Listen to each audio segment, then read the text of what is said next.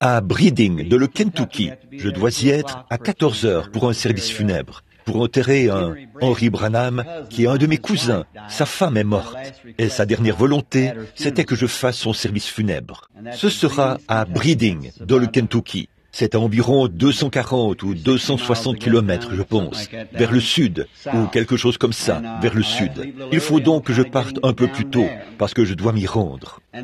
Puis, nous reviendrons ce soir, et nous repartirons demain après-midi. Je suis censé être à Tulsa la semaine prochaine.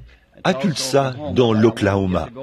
Mais je ne serai pas à Tulsa avant mardi. Puis, nous rentrerons samedi soir. Nous serons de retour d'ici samedi soir. Et dimanche matin prochain, vers 3 heures, nous partirons pour aller dans l'ouest. Et nous ne serons pas de retour avant cet automne, lorsque je reviendrai chercher ma famille et tout. Nous serons donc de retour dans le courant de l'automne, si le Seigneur le veut. Et je tiens vraiment à demander à l'Église de prier pour moi. Et je voulais voir si je pouvais être ici. Voyons voir, ce soir. Ce n'est pas le soir où nous avons la communion, n'est-ce pas? Non. J'étais ici le soir où nous avons eu la communion la dernière fois, mais je ne suis pas revenu je ne serai pas ici à temps pour cette communion. C'est dimanche soir prochain qu'il y aura la communion. J'aime toujours être à jour à ce sujet. Vous voyez, toutes les fois que vous mangez et que vous buvez cela, vous annoncez la mort du Seigneur jusqu'à son retour. Oui.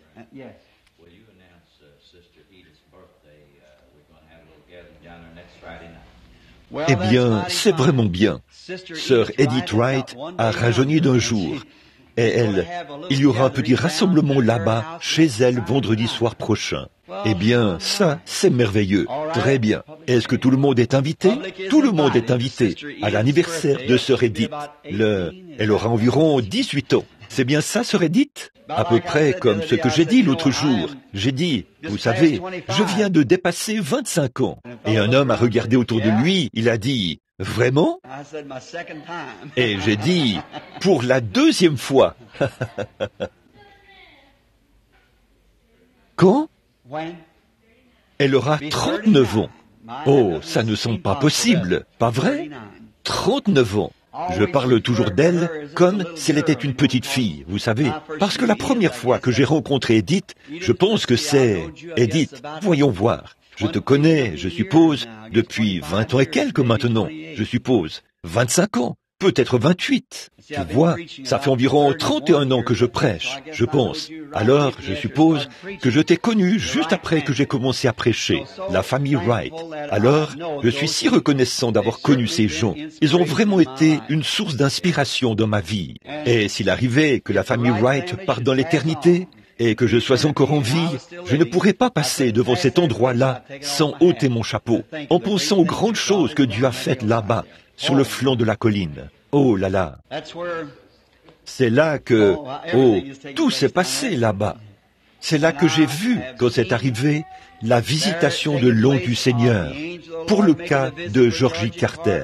C'est sur le flanc de cette colline qu'il m'a conduit ce soir-là, où il y avait cette herbe à puce. C'est aussi là-bas qu'il m'a rencontré dans une vision, et que sa lumière a émané des buissons de cornouillers. Oh là là! Il s'est passé tant de choses. Frère Wright était à l'article de la mort, et tous les médecins étaient déjà allés le voir. Et les membres de son église étaient là, à lui dire, « Va chercher ton guérisseur divin maintenant. » J'étais assis là, sur la colline, depuis 4 jours, à pleurer et à prier pour lui. Le Seigneur a donné une vision et a dit, « Va lui dire, ainsi dit le Seigneur. Il ensevelira cet homme qui se moque de lui. » Et il l'a fait. C'est vrai. Et toutes ces choses qui sont...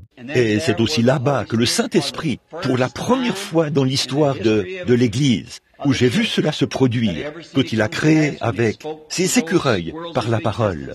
Il a aussi donné à Sœur Hattie ce qu'elle voulait demander, peu importe ce que c'était, de l'argent ou quoi que ce soit d'autre. Il lui était dit, cela te sera accordé à l'instant même.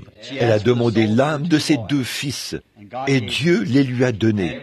Et il s'est passé tant de choses là-bas sur la colline. Que Dieu les bénisse, c'est là ma prière.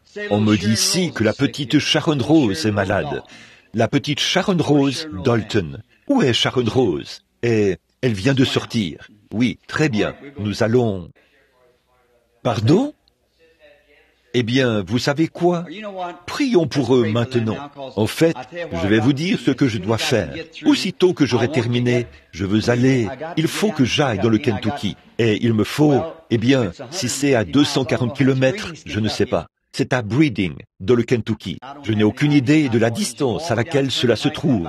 Il faut rouler sur l'autoroute à péage et ensuite parcourir à peu près la même distance ou un peu plus dans cette direction-là, en passant devant chez frère Biller et traverser cette ville, puis une autre ville, et une autre ville, et une autre ville, jusqu'à une petite église que mon grand-père a construite, une petite église méthodiste dans laquelle j'ai prêché il y a 25 ou 30 ans. C'est là-bas que cette dame doit être enterrée. Elle était infirmière. Elle est morte subitement. Et sa dernière volonté, c'était que je prêche à ses funérailles. Et là, des gens de ma famille sont venus me voir hier pour me demander si j'irais le faire. Et je n'ai pas pu refuser. Il était assis là à pleurer. Il m'a dit, c'est sa dernière volonté. Donc, c'était difficile, vous savez. Et j'ai simplement dit, eh bien, j'irai à l'église, et là, je verrai les gens, et je m'occuperai de ça aussi. Alors, il faut vraiment que je me dépêche pour pouvoir y aller. Alors, vous comprenez. Bon, pendant qu'ils sont allés chercher, je crois, frère Dalton, ça... Oh, eh bien, c'est en ordre. Nous allons simplement attendre un instant, jusqu'à ce que... Amenez la petite Janice ici. Et si quelqu'un d'autre veut venir pour qu'on prie pour lui, c'est en ordre. Et nous sommes... Comment vas-tu, Janice? Oh, voici une gentille demoiselle. Viens ici. La raison pour laquelle elle est si jolie, c'est que c'est l'enfant de ma sœur. Je veux revenir ici pour que les gens entendent ce que je dis. Eh bien, cette petite Jerry a une mère en bonne santé et un père en bonne santé. Mais il est arrivé quelque chose à cet enfant. Elle est délicate, très délicate, petite et maigre, douce au possible. Et bien sûr, vous savez que c'est ce que je pense. Mais il y a toujours quelque chose qui ne va pas chez cet enfant. Satan essaye de s'emparer de l'enfant. Et peut-être que la main de Dieu est sur cet enfant, vous voyez. Nous pouvons l'observer lorsqu'on voit Satan à l'œuvre. Regardez bien, il y a quelque chose qui se cache là quelque part. Donc, elle est malade depuis quelques jours.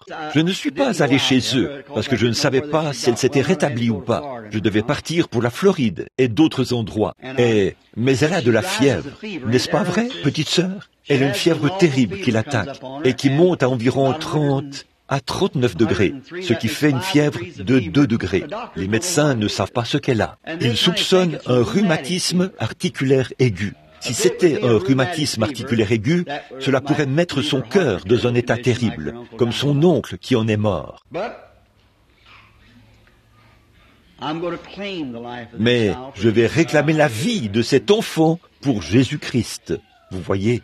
Et vous savez, David, comme je l'ai déjà dit ici une fois, David a dit à Saül, il a dit, Saül voulait l'équiper d'une armure et d'une lance lorsqu'il allait combattre contre Goliath, le géant. Il a dit, je ne m'y connais pas du tout en ces choses, a-t-il dit, mais permets-moi d'utiliser cette fronde, ce que j'ai éprouvé, tu vois. Et il a dit, un lion était venu et avait enlevé l'une des brebis de mon père. J'ai couru après lui avec cette fronde et je l'ai terrassé. Puis j'ai ramené la brebis. Eh bien, celles-ci sont aussi des brebis, des agneaux et des brebis. Les brebis de Dieu. Maintenant, en tant qu'Église de Dieu, allons les récupérer ce matin pour les ramener. Donc, le médecin ne sait pas quoi faire pour cet enfant. Et je pense que la petite fille de frère Ed aussi, elle souffre d'une forme grave d'asthme ou quelque chose comme ça. Eh bien, je crois que Jésus a dit ceci. Je vous donne les clés du royaume. Ce que vous lirez sur la terre sera lié dans les cieux. Ce que vous délierez sur la terre sera délié dans les cieux. Nous croyons cela de tout notre cœur. Maintenant, que Dieu nous donne la foi pour le croire de tout notre cœur alors que nous prions.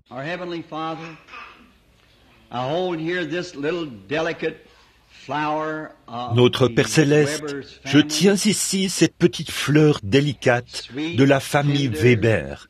Elle est douce, fragile, délicate. Et les médecins, ils essayent fidèlement, par tous les moyens, de trouver ce qui ne va pas chez l'enfant. Mais ils n'y arrivent pas. Mais je lui tiens la main, et je ne crois pas qu'elle souffre de rhumatisme articulaire aigu. Je crois que si c'était le cas, tu me le dirais. Je crois que c'est Satan qui essaie d'attaquer la vie de cet enfant. Et nous la réclamons ce matin pour le royaume de Dieu.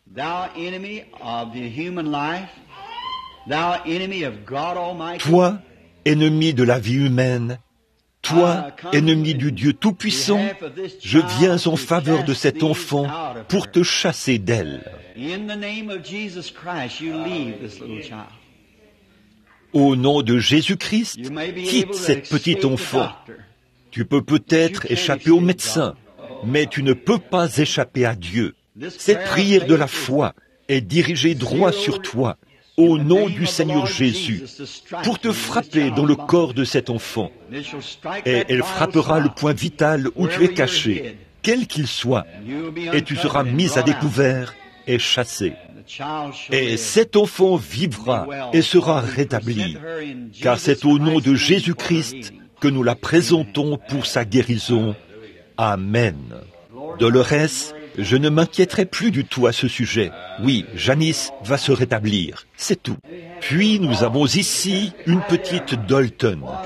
Comme elles sont mignonnes. Quel amour de petit être. Oh, tu es vraiment lourde. N'est-ce pas, une petite chérie, une vraie petite fille, aux allures irlandaises, aux yeux bleus et aux cheveux noirs.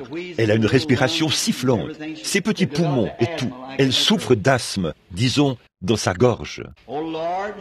Ô Seigneur, David a dit qu'un lion et un ours sont venus et ont enlevé quelques agneaux du Père. Il a couru après eux et a pu vaincre ce lion et cet ours. Et nous venons ce matin en tant que croyants, comme l'était David, qui croit au Dieu du ciel, en celui qui a fait les cieux et la terre. Nous venons à la rescousse de cet enfant, au nom de Jésus-Christ. Et Satan, toi qui as affligé cet enfant, tu vas devoir la relâcher, car nous t'ordonnons de libérer cet enfant, afin qu'elle soit rétablie. Je te réprime, Satan, et je t'ordonne par la résurrection de Jésus-Christ, le Fils de Dieu qui a triomphé de toi. Et toutes tes puissances ont été anéanties. Tu n'as aucune puissance. Et je triomphe de toi par la foi dans le nom de Jésus-Christ, qui est le Fils de Dieu, qui nous a ordonné par cet évangile de te chasser en son nom. C'est une commission donnée par Christ. Tu vas la quitter, car nous t'ordonnons, au nom de Jésus-Christ, de quitter cet enfant, et elle sera en bonne santé. Maintenant, ne doutez surtout pas, Sir Dalton. Ne vous inquiétez plus. Dieu l'a dit, c'est réglé. Comment s'appelle cette petite fille? Oh, une tumeur au-dessus de l'œil. Bon, elle est presque une jeune fille. Je ne sais pas si je peux la soulever ou pas, mais elle est très jolie. Elle s'appelle Wilson. Lisa Wilson.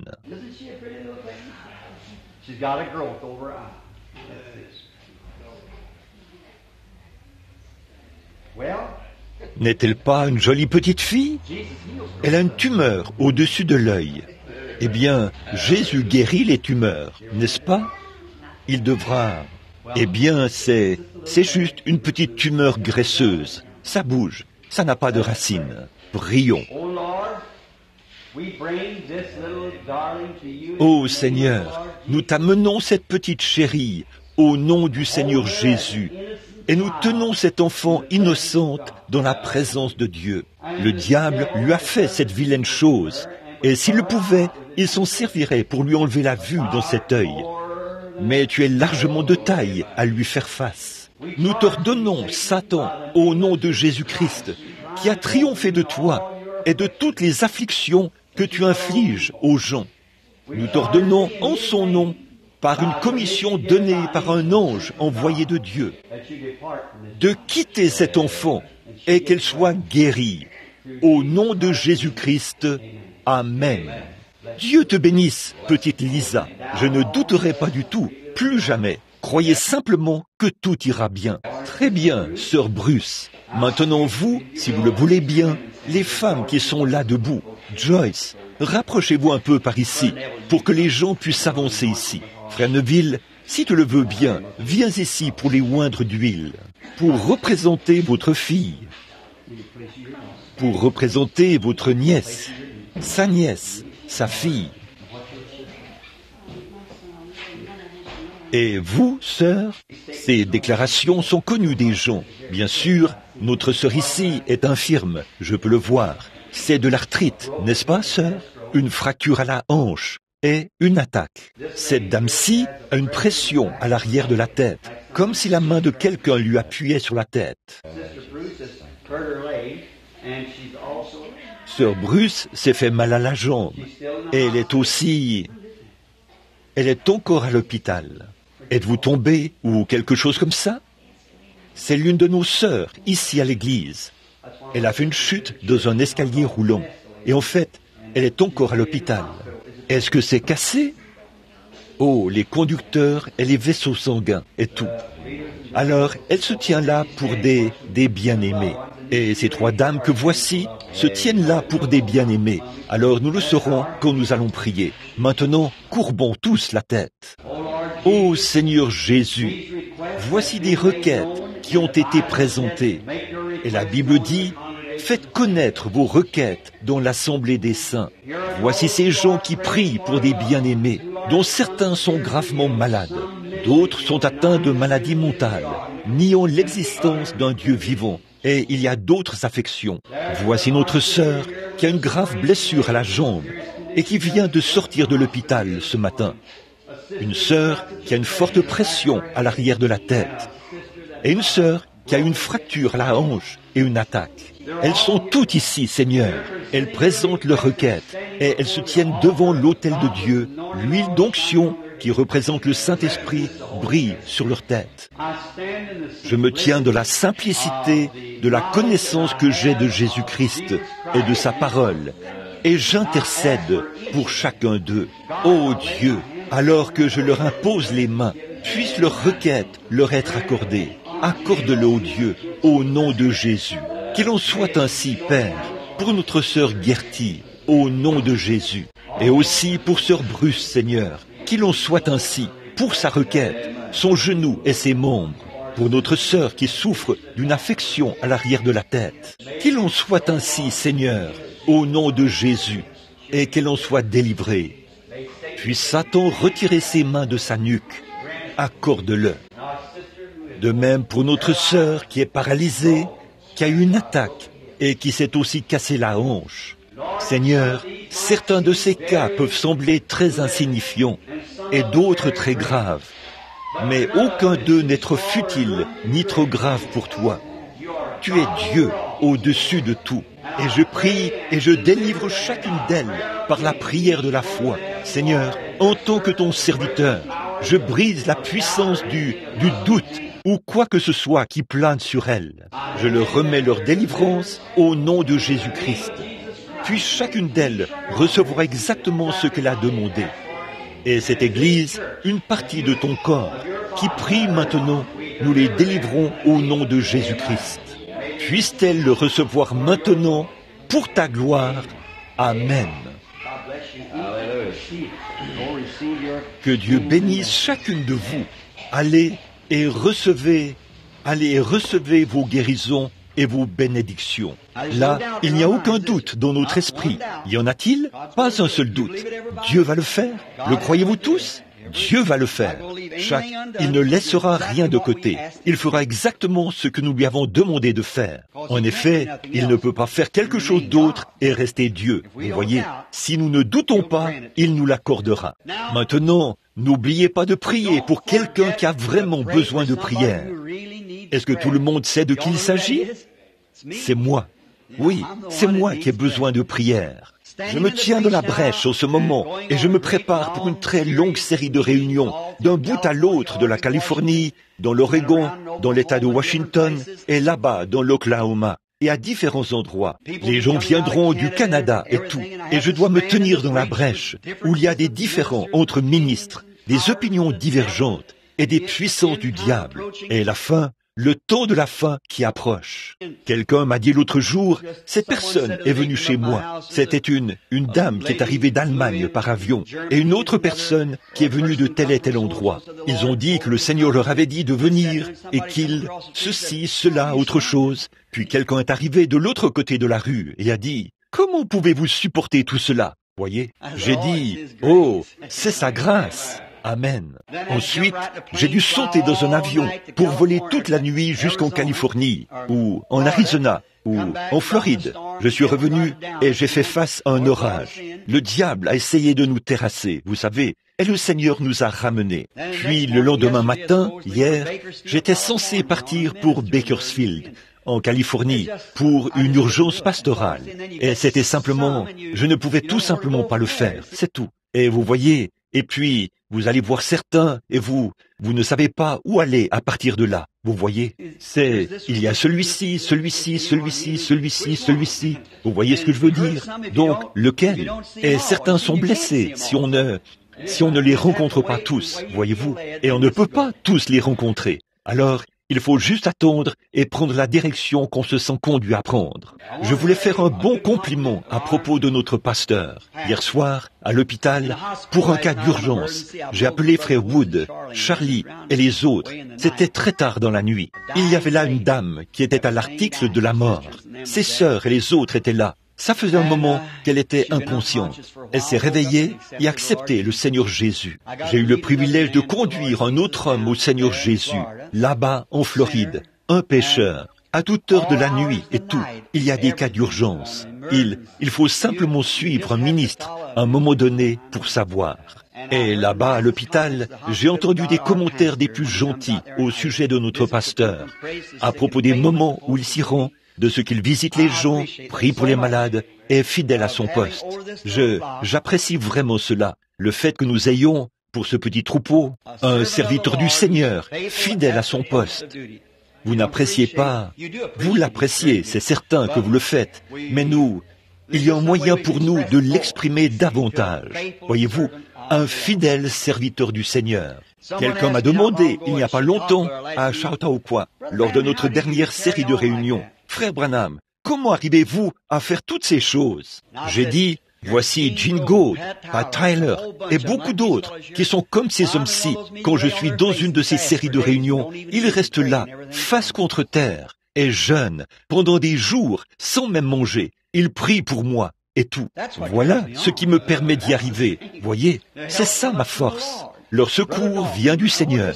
Frère Dalton, oh, il y en a tellement. Des amis qui jeûnent et prient, qui se privent de nourriture et tout. Ils jeûnent et prient. Maintenant, si Frère Jean, là derrière, est prêt pour l'enregistrement, alors Frère Neville va continuer les services dans très peu de temps. Je veux parler juste pendant quelques instants. Et maintenant, Edith, ma chérie, s'il arrive que je sois de retour, comme je sais que la célébration de ton anniversaire aura lieu vendredi soir, si je parviens à revenir de l'Oklahoma à temps, je serai là, tu vois, vendredi soir, si possible.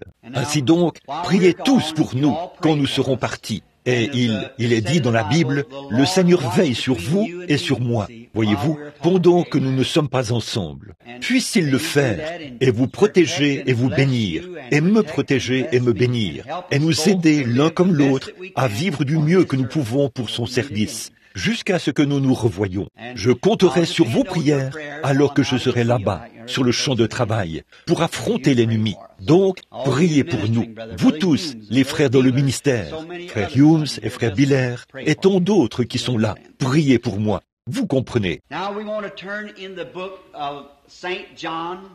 Maintenant, nous voulons prendre le livre de Jean, chapitre 4. Et ce matin, si le Seigneur le veut, je veux prêcher sur le sujet intitulé « Les réalités infaillibles du Dieu vivant ». Je veux lire du verset 14 au verset 23 inclus, dans Jean chapitre 4. Là, nous entendons une conversation où Jésus est en train de parler à la femme au puits. Jean chapitre 4, le verset 14 jusqu'au verset 23 inclus. Mais celui qui boira de l'eau que je lui donnerai n'aura jamais soif, et l'eau que je lui donnerai deviendra en lui une source d'eau qui jaillira jusque dans la vie éternelle. Bon, en réalité, le mot ici n'est pas perpétuel. Vous verrez une petite note à côté s'il y en a. Si votre Bible, c'est la version du roi Jacques. Dans l'original, il est dit « dont la vie éternelle ». Perpétuel, c'est juste pour un temps. Éternel, c'est pour toujours. Jaillira jusque dans la vie éternelle. La femme lui dit « Seigneur, donne-moi cette eau afin que je n'ai plus soif et que je ne vienne plus puiser ici. » « Va, lui dit Jésus, appelle ton mari et viens ici. » La femme répondit « Je n'ai point de mari. » Jésus lui dit « Tu as eu raison de dire « Je n'ai point de mari. » Car tu as eu 5 maris, et celui que tu as maintenant n'est pas ton mari. En cela, tu as dit vrai. Seigneur, lui dit la femme, je vois que tu es prophète. Nos pères ont adoré sur cette montagne. Et vous dites, vous, que le lieu où il faut adorer est à Jérusalem. Femme, lui dit Jésus, crois-moi, l'heure vient où ce ne sera ni sur cette montagne, ni à Jérusalem que vous adorerez le Père. Vous adorez ce que vous ne connaissez pas. Nous adorons ce que nous connaissons, car le salut vient des Juifs. Mais l'heure vient, et elle est déjà venue, où les vrais adorateurs adoreront le Père en esprit et en vérité. Car ce sont là les adorateurs que le Père demande. Du temps de Jésus de Nazareth, quand il était ici sur terre et qu'il marchait dans la chair,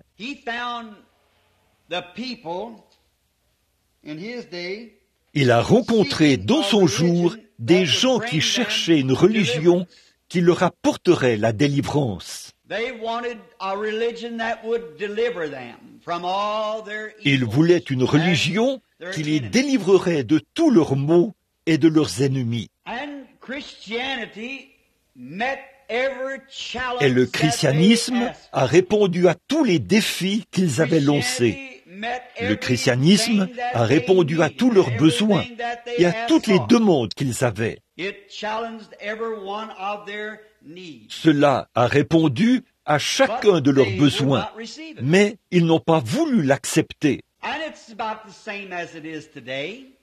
Et c'est à peu près la même chose aujourd'hui.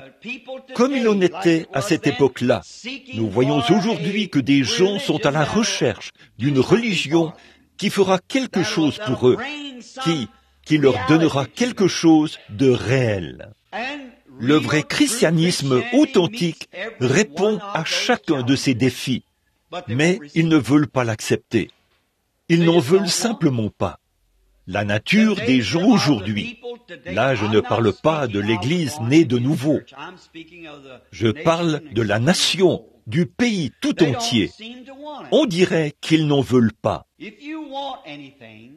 Si vous voulez quelque chose, vous ne vous donnerez pas de repos avant de l'avoir obtenu.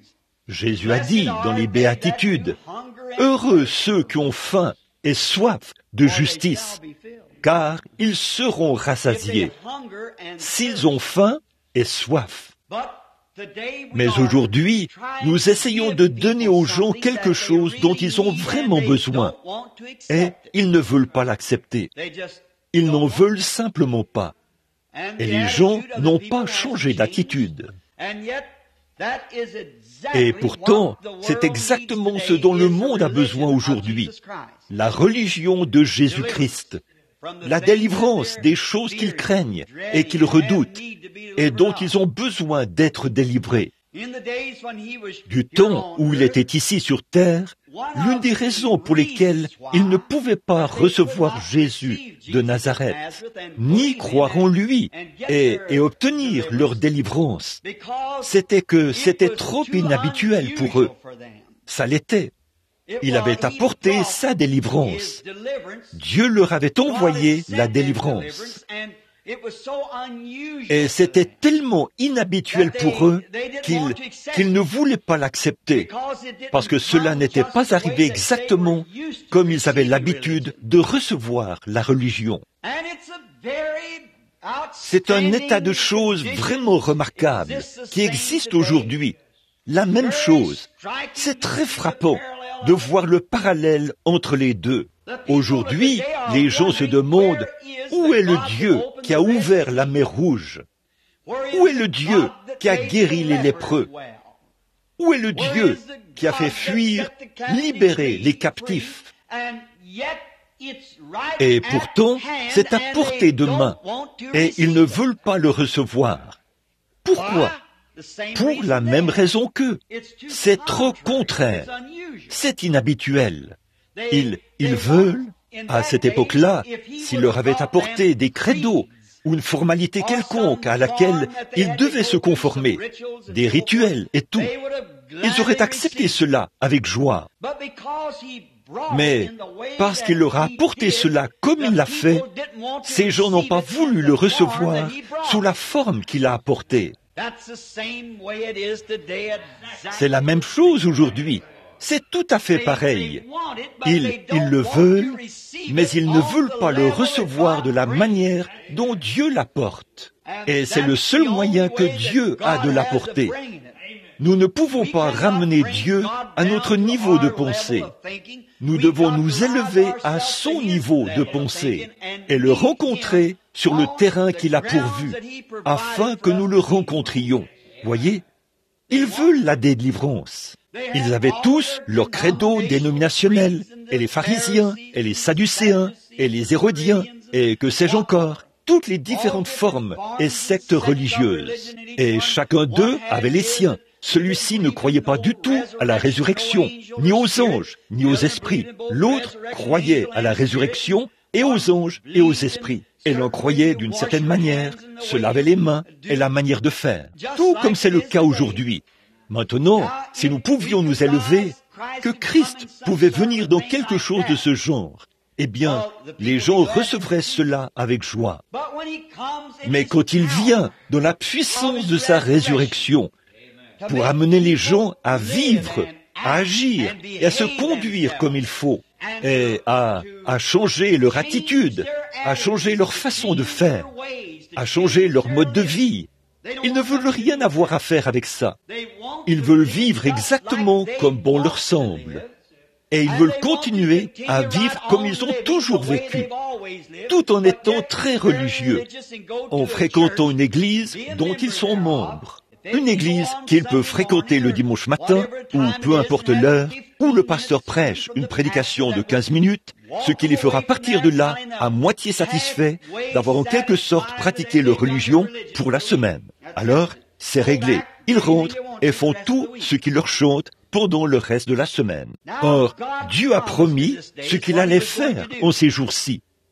Et j'aimerais demander à n'importe qui, à n'importe quel ministre, n'importe où, s'il y a une promesse que Dieu a faite à l'Église, ou ce qu'il a dit qu'elle ferait, et que la vraie Église n'est pas en train de le faire maintenant. Mais ils n'en veulent pas. Ils n'en veulent pas.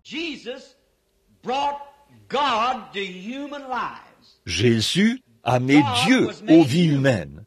Dieu s'est fait homme. Quand Jésus est né, Dieu est devenu homme pour pouvoir entrer en communion avec l'homme et dans l'homme. Afin de quoi? D'accomplir un seul but, celui de faire connaître à l'homme ce que Dieu est. Pas ce qu'une église est, mais ce que Dieu est. Jésus est venu afin de pouvoir présenter Dieu à l'homme. Et l'homme n'a pas voulu de cela. Le Saint-Esprit vient aujourd'hui de la même manière pour présenter Dieu à l'homme. Mais l'homme veut aller à l'église. Ça étouffe ça sa pensée. Il n'y comprend rien. Il faut savoir qu'on ne connaît pas Dieu par une conception intellectuelle.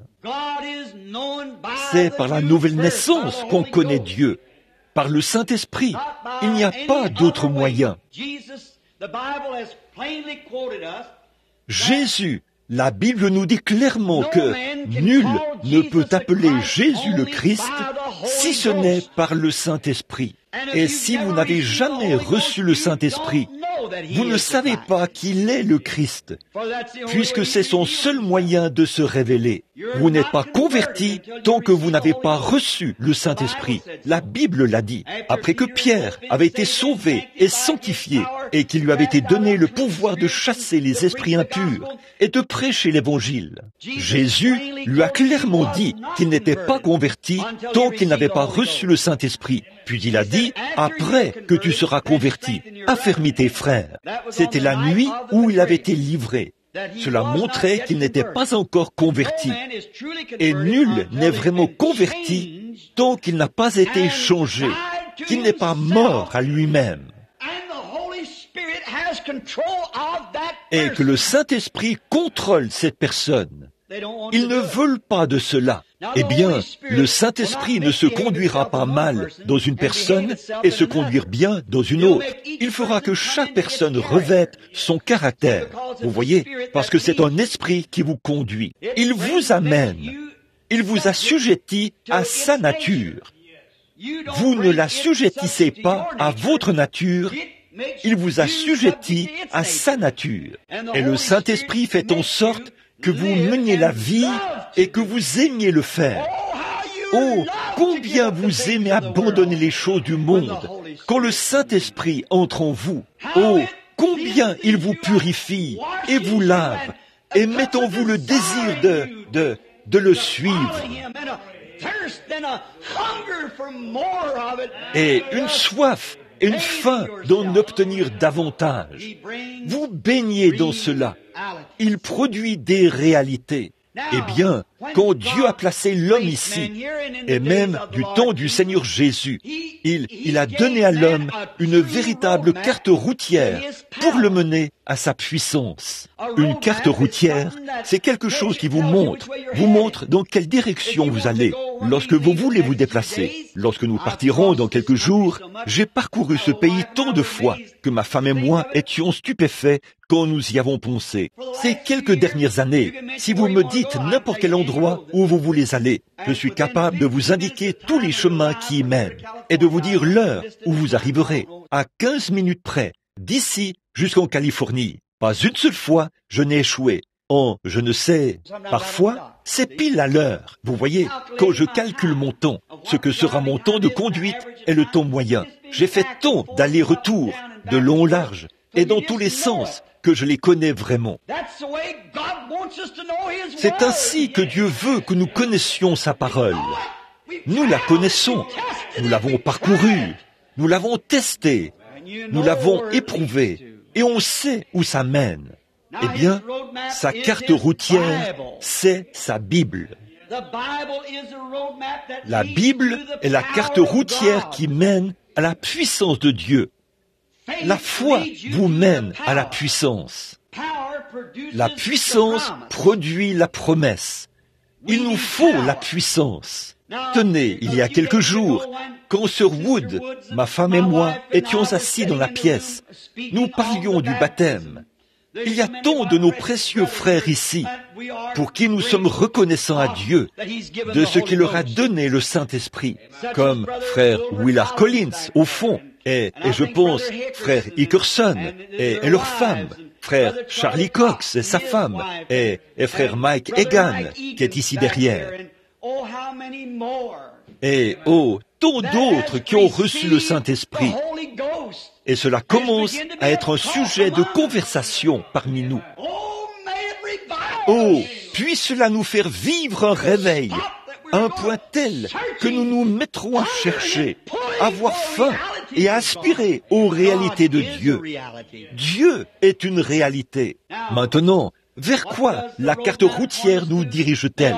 Ils auraient dû le savoir. Jésus a dit, à l'époque où il était ici sur terre, il a dit, hypocrite. Il a dit, vous savez bien discerner les cieux quand vous dites qu'ils sont d'un rouge sombre et que demain il y aura de l'orage. Et s'il fait beau, vous savez discerner l'aspect du ciel. Mais les signes du temps, vous ne savez pas les discerner.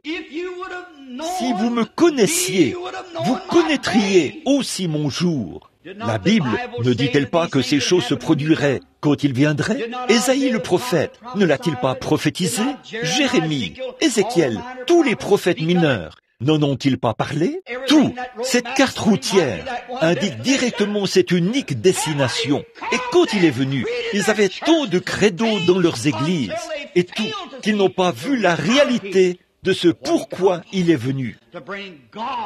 Pour amener Dieu dans l'homme, pour former Dieu dans l'homme, pour les unir de nouveau.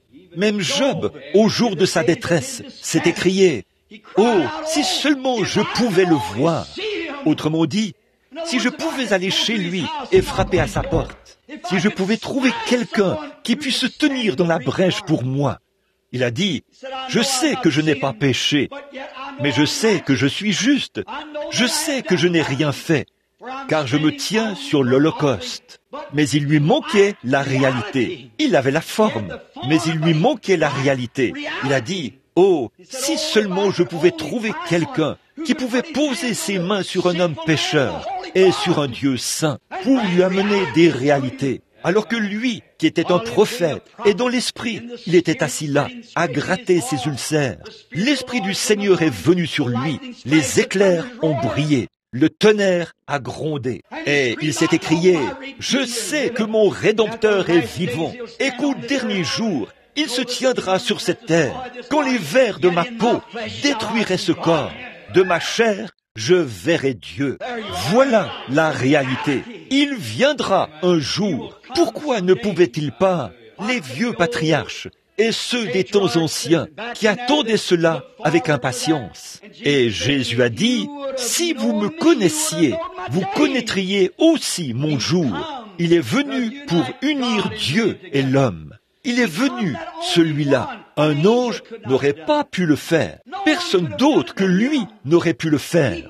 Il est venu pour faire en sorte que Dieu et l'homme soient un. Il a dit, « En ce jour-là, vous connaîtrez que je suis dans le Père et que le Père est en moi, que je suis en vous et que vous êtes en moi. » Il est venu pour réunir Dieu et l'homme, car l'homme a été fait une aide pour Dieu, et il est devenu lui-même un Dieu de la terre. C'est vrai. Mais il a perdu son origine à cause du péché, et le sang des taureaux et des boucs ne pouvait pas faire l'expiation de ce péché. Mais le sang de Jésus-Christ pouvait le faire. Oh, comme, vous voyez, il a montré la carte routière. Il l'a prouvé. La carte routière menait directement à cela. Si vous connaissiez Moïse, vous me connaîtriez aussi. Si vous connaissiez la parole, lorsque Satan l'a rencontré, Satan a essayé de le détourner. Il a sorti la carte routière. Satan l'a fait. Et il a dit, tu vois, ici, ça dit ceci, ici. Il a dit, mais il est aussi écrit. Oh, il y a beaucoup de voies de contournement. Ceci, cela, autre chose. Oh, tant que je fais ceci. Ce n'est pas ça. Il faut que vous trouviez Dieu dans une relation et une expérience personnelle. Si vous prétendez l'avoir, tout en vivant pour le monde, alors il y a quelque chose qui cloche. Le diable vous a détourné vers le mauvais passage de l'Écriture. Si nous suivions la carte routière, et si elle dit « Prenez l'autoroute, une telle ici, prenez ce chemin-là », si Acte 2:38 dit « Repentez-vous et soyez baptisés au nom de Jésus-Christ », pour la rémission de vos péchés. Cela n'a pas indiqué de tourner à gauche. Cela, vous devez prendre ce chemin-là. Peu m'importe l'état des choses, vous devez suivre ce chemin. S'il a dit, la promesse est pour vous et pour vos enfants, cela ne voulait pas dire pour un âge passé. En aussi grand nombre que le Seigneur notre Dieu les appellera. C'est ce que cela dit. Voilà la carte routière de Dieu. Nous devons suivre cela. Le chemin est tracé. Vous dites, comment saurais-je que je suis sur ce chemin? Les empreintes de pas ensanglantés du Seigneur Jésus ont tracé le chemin. Et les disciples se sont appuyés sur ce même fondement. Et le Saint-Esprit les a dirigés. Suivez cette carte routière. Il y a quelques soirs, quelqu'un a dit, quand frère Branham exerce le discernement, il est très bien. Mais pour ce qui est de sa théologie, il est complètement à côté de la plaque. Toute personne qui saurait simplement que la Bible enseigne que le mot même prophète veut dire un interprète de la parole. Ces signes ne sont qu'un plus. Les docteurs et ainsi de suite sont capables d'enseigner la parole. Mais quand vous voyez se produire quelque chose de surnaturel, de prédit comme ça, cela prouve tout simplement que ça, c'est la chose. C'est la parole de Dieu. Jésus de Nazareth, quand il était ici sur terre, les gens le suivaient très souvent pour avoir du poisson et du pain, et ainsi de suite. Et tout ce qu'ils pouvaient obtenir de lui, il les laissait aller de l'avant. Et à un moment donné, il était devenu très populaire. Puis un jour, il a rassemblé la foule. Après en avoir nourri 5000, il est allé de l'autre côté du lac. Un groupe de gens s'est rassemblé autour de lui. Ils le suivaient. Et il a dit, « Pourquoi êtes-vous venus ? Ce n'est pas à cause du miracle, mais à cause des poissons et des pains. C'est pour cette raison que vous êtes venus. » Oh, certains d'entre eux pensaient qu'ils rateraient quelque chose, vous savez, s'ils n'allaient pas voir ce qu'ils faisaient. Mais toucher à cela, non, monsieur.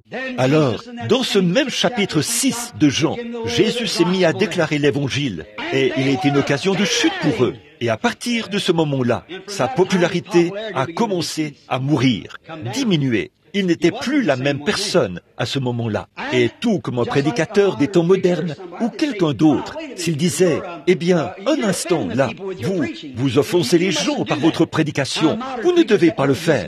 Eh bien, un prédicateur des temps modernes dirait, oh oui, peut-être que je ferais mieux de regarder ce que dit le credo, voyez, peut-être que je ferais mieux d'attendre pour voir ce que l'Église en dit. Parce qu'on pourrait me mettre à la porte. Ça, ce n'était pas notre Seigneur.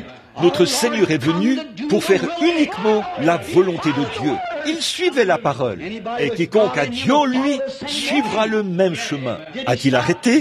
Non, monsieur. Et pourtant, sa popularité diminuait continuellement. Beaucoup n'allaient plus avec lui. Ils l'ont quitté. Au chapitre suivant, d'autres encore sont partis. Puis, au chapitre suivant, d'autres encore sont partis. Où était-il? Sur le chemin du calvaire. Mais a-t-il jamais arrêté? Non, monsieur. Il n'a jamais fait de compromis avec la parole de Dieu. Pas du tout. Il a avancé tout droit sur la route. Il a suivi la carte routière. Il y avait un chemin devant lui. C'est ce chemin qu'il devait suivre.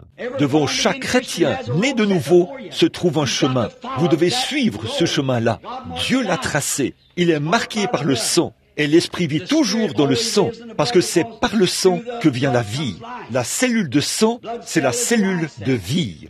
Donc, nous le suivons, et nous voyons comment la carte routière nous dirige. Elle montre le chemin que nous suivons. Il en a toujours été ainsi. C'est la voie pourvue par Dieu pour nous. La parole est la voie pourvue par Dieu. Quand un homme en arrive au point où il voit l'Écriture, mais à cause de la popularité, à cause de l'affiliation à une église, à cause de ce que ses fidèles ne lui permettent pas de prêcher cela, cet homme n'ira jamais de l'avant avec Dieu. Vous devez revenir et prendre cette parole, peu importe ce que c'est. Si vous ne le faites pas, alors vous êtes sur un chemin détourné quelque part.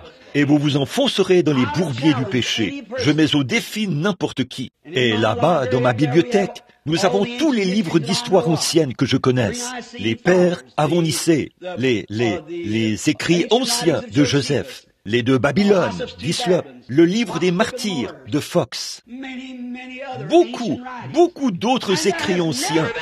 Et il n'y a jamais eu une époque où une église soit arrivée au point où elle s'est arrêtée en faveur de son credo et que Dieu l'ait relevée. Elle s'est enfoncée tout de suite dans le bourbier. C'est vrai, elle n'a jamais progressé spirituellement. Elle ne l'a jamais fait et elle ne le fera jamais. Ce n'est pas le programme de Dieu.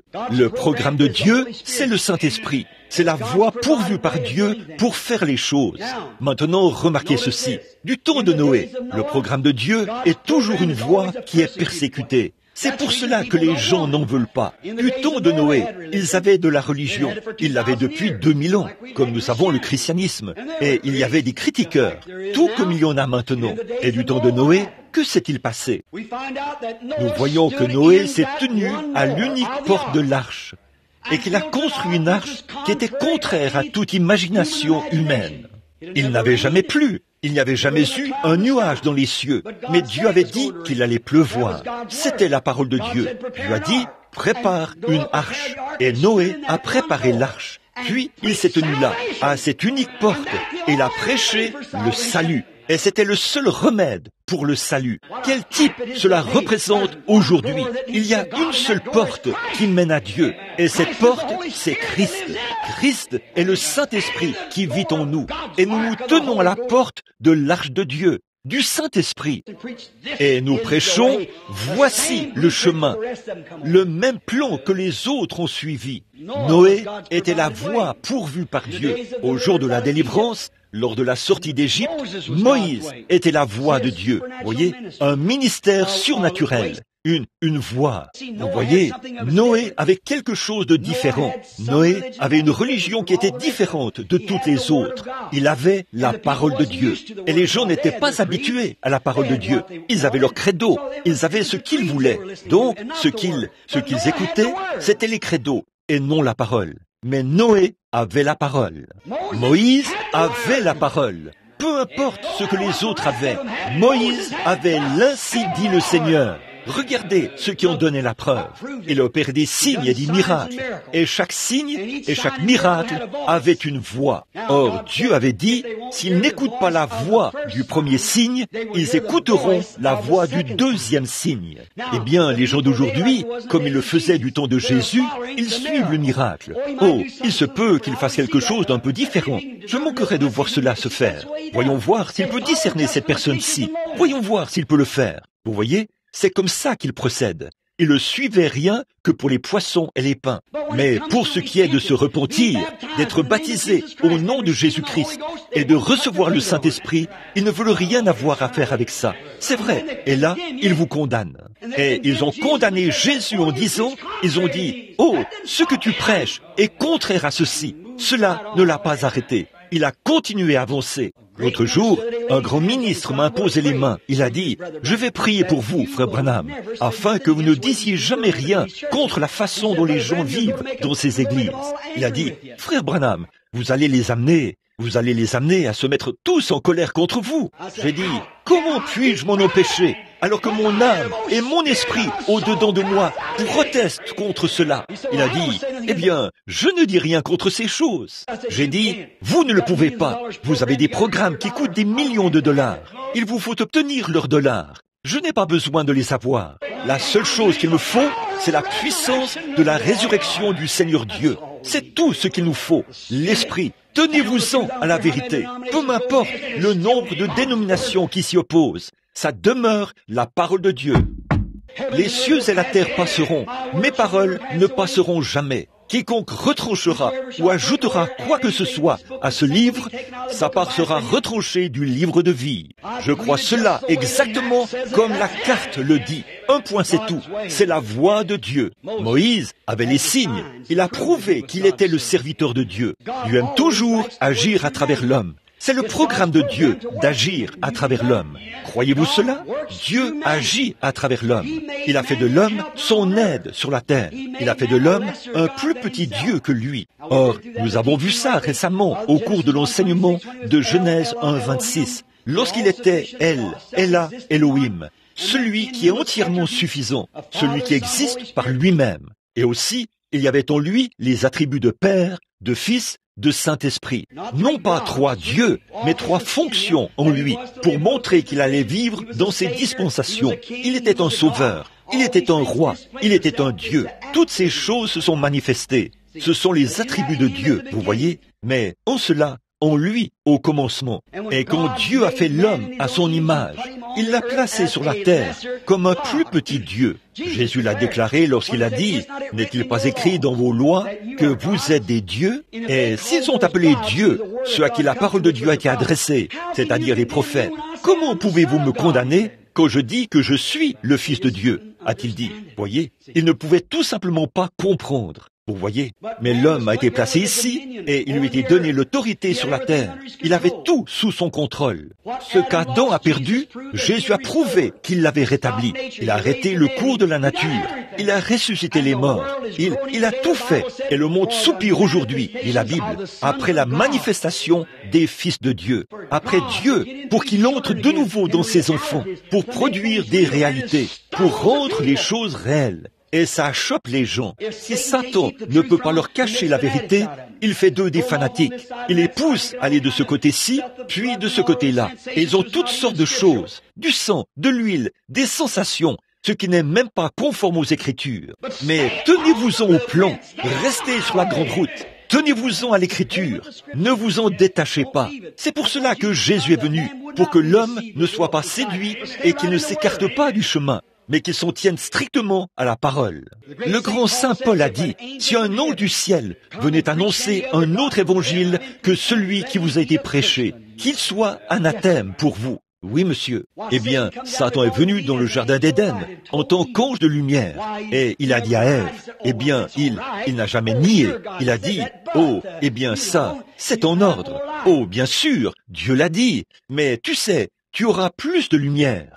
Nous avons tellement de lumière d'Ève aujourd'hui et de lumière de Satan, voyez, des choses. Et la Bible dit, au dernier jour, le diable se donnera des anges de lumière. Toutes ces choses-là, ces credos, ces dénominations et toutes ces absurdités qui ont cours. D'ailleurs, il n'y a même pas de passage de l'Écriture pour appuyer la moitié de ces choses, pour ainsi dire. C'est vrai, restez sur la grande route, tenez-vous-en à la carte routière, prenez le chemin que les disciples ont pris, prenez la parole qu'ils ont prêchée, vivez-la, témoignez-en. Je sais quelle est la vérité, les signes dans les derniers jours, Dieu vivant dans l'homme.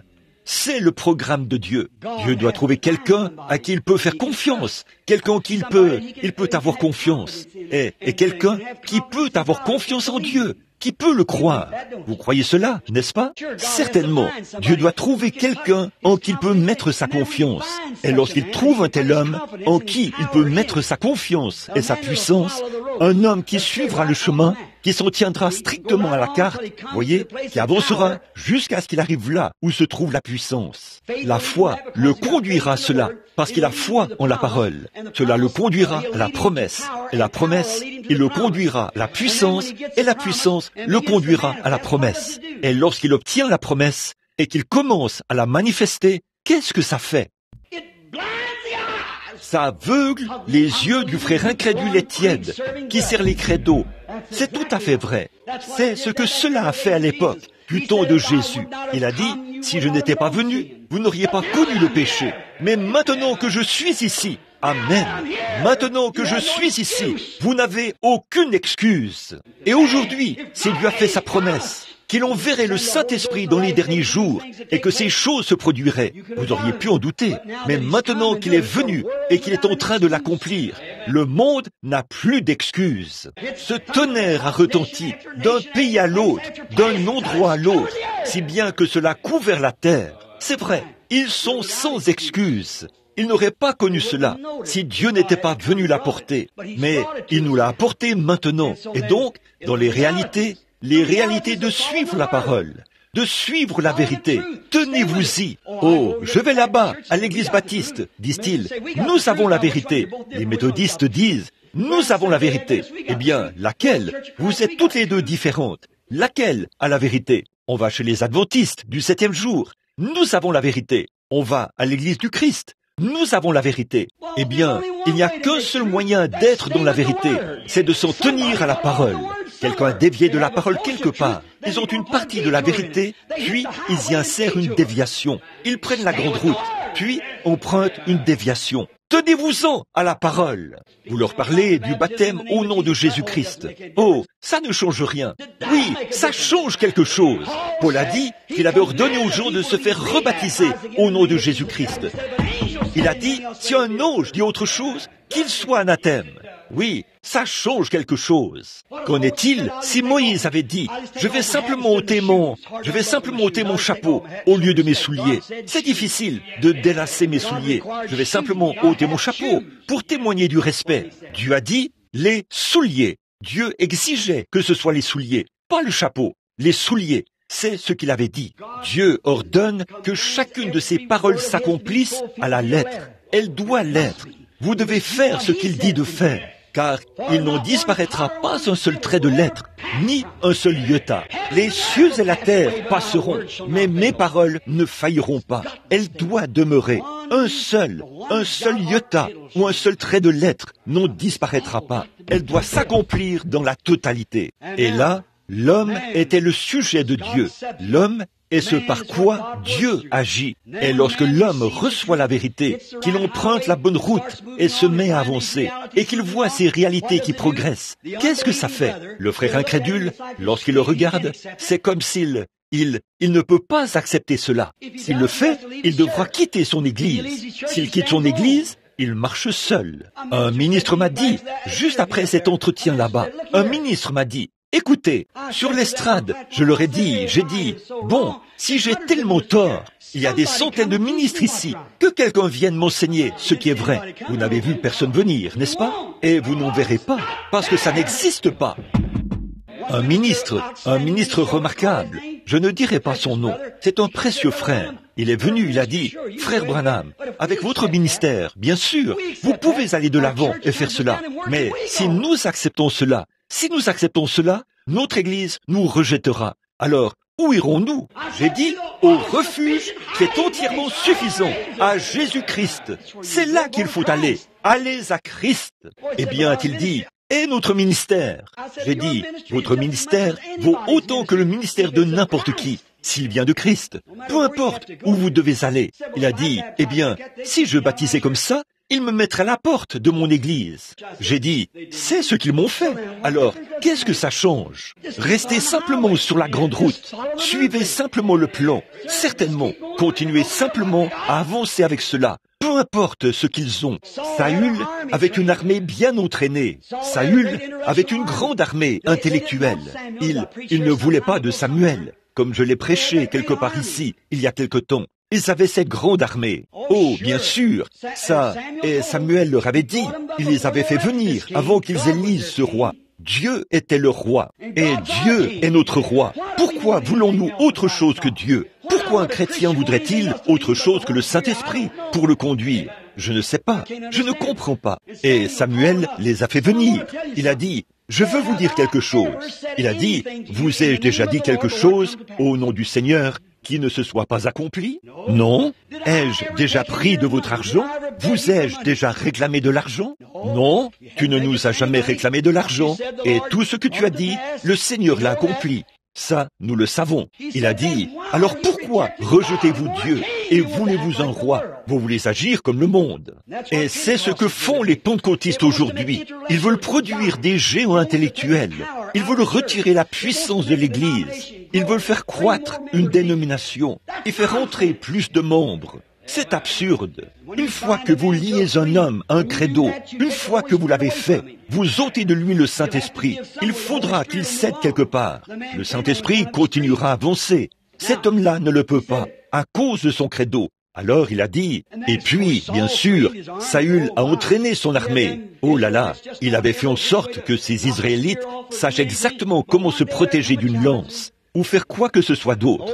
Mais un jour, un adversaire s'est présenté, le vieux Goliath. Et frère, il a fallu plus qu'une formation intellectuelle à ce moment-là. Il a fallu un homme qui s'y connaissait en matière de surnaturel. Mais Dieu avait un tel homme. Merci Seigneur pour cela.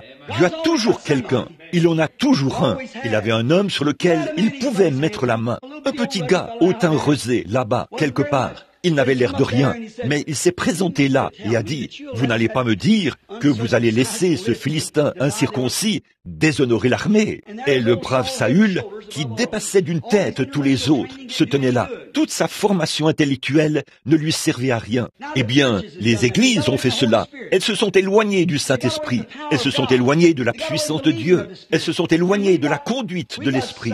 Et nous avons aussi des fils de Kiss. L'autre jour, là-bas, en Afrique, un de nos grands géants a été mis au défi par un Mahométan au sujet de l'écriture. Que s'est-il passé? Il a coulé comme l'autre fils de Kiss, sans manquer d'égard envers notre frère. Mais ils avaient un homme qui savait que Dieu était capable de délivrer. Ils ont fait venir ce petit David là-bas. Et il a dit, « J'ignore tout de vos lances, de votre formation intellectuelle. Mais je sais une chose. Je sais une chose. Je suis parti à la quête des brebis qui avaient été enlevées par l'ennemi. Oui, oui. Dieu m'a permis de les ramener. Il a dit, à combien plus forte raison me permettra-t-il de ramener ce Philistin incirconcis? Ce dont nous avons besoin aujourd'hui, ce sont des hommes et des femmes qui veulent une réalité. Alléluia! Pas un credo, une réalité. C'est ce dont le monde a besoin aujourd'hui. Pas des credos et des modes. Nous avons besoin de réalité en Dieu. Le monde n'en veut pas. Le monde n'en veut pas. Ils refusent. Ils ne veulent pas les accepter. Mais il faut que l'Église les ait. Dieu veut que vous les ayez. Il est le Dieu des réalités. Oui, monsieur. L'autre soir, je suis allé avec des amis qui sont présents en ce moment, certains d'entre eux, pour voir ce film-là, Samson et Delilah, une production de Cecil B. 2000. J'en avais tellement entendu parler. Je me suis dit que j'irais là-bas pour voir ce qu'il en était. Quand j'ai vu ça, je me suis demandé ce que Dieu avait bien pu voir dans un gars comme Samson, du temps des juges. Vous voyez, Dieu se sert de l'homme. Croyez-vous cela? Mais il ne peut se servir de l'homme que quand il peut trouver l'homme, quand il peut trouver quelqu'un qu'il peut utiliser. Il y a une période du temps des juges où il ne pouvait pas trouver un homme. La seule chose qu'il pouvait faire, c'était d'en susciter un qui se mettrait à suivre un certain chemin. Puis, il en susciterait un autre et il se mettrait à suivre un certain chemin. Il n'avait aucun homme en qui il pouvait mettre une confiance absolue. Et je me suis demandé qu'est-ce qu'il avait vu en ce Samson. Samson était comme beaucoup de nos conducteurs aujourd'hui, un homme à femme. Il courait après les femmes, par-ci, par-là. Comme beaucoup de nos conducteurs aujourd'hui, comme beaucoup de nos faiseurs de compromis sur la parole, qui permettent aux femmes de les conduire, qui font d'elles des prédicateurs et des choses comme ça. Oh, miséricorde! Je demande simplement à n'importe quel homme de présenter un passage de l'Écriture qui soutienne qu'une femme soit prédicateur. Je peux vous prouver que dans l'Ancien Testament, comme Paul l'a dit, selon que le dit la loi. Je regardais dans la chronologie de l'Ancien Testament hier, et j'ai trouvé là-dedans où il est mentionné qu'ils avaient là un agent de police spécial. Et une femme ne pouvait même pas entrer dans le 2e ou le 3e parvis, encore moins se tenir derrière la chaire. Ils avaient un agent de police spécial dans le temple, qui s'assurait de maintenir les gens des nations à l'extérieur. Il y avait ensuite les femmes, et ensuite les Lévites, et enfin, c'était le Saint des Saints. Elles ne pouvaient même pas accéder au 2e parvis. C'est tout à fait vrai. Et aujourd'hui, nous avons fait des femmes nos idoles. Trop de nos conducteurs se laissent séduire par de jolies femmes et des choses de ce genre.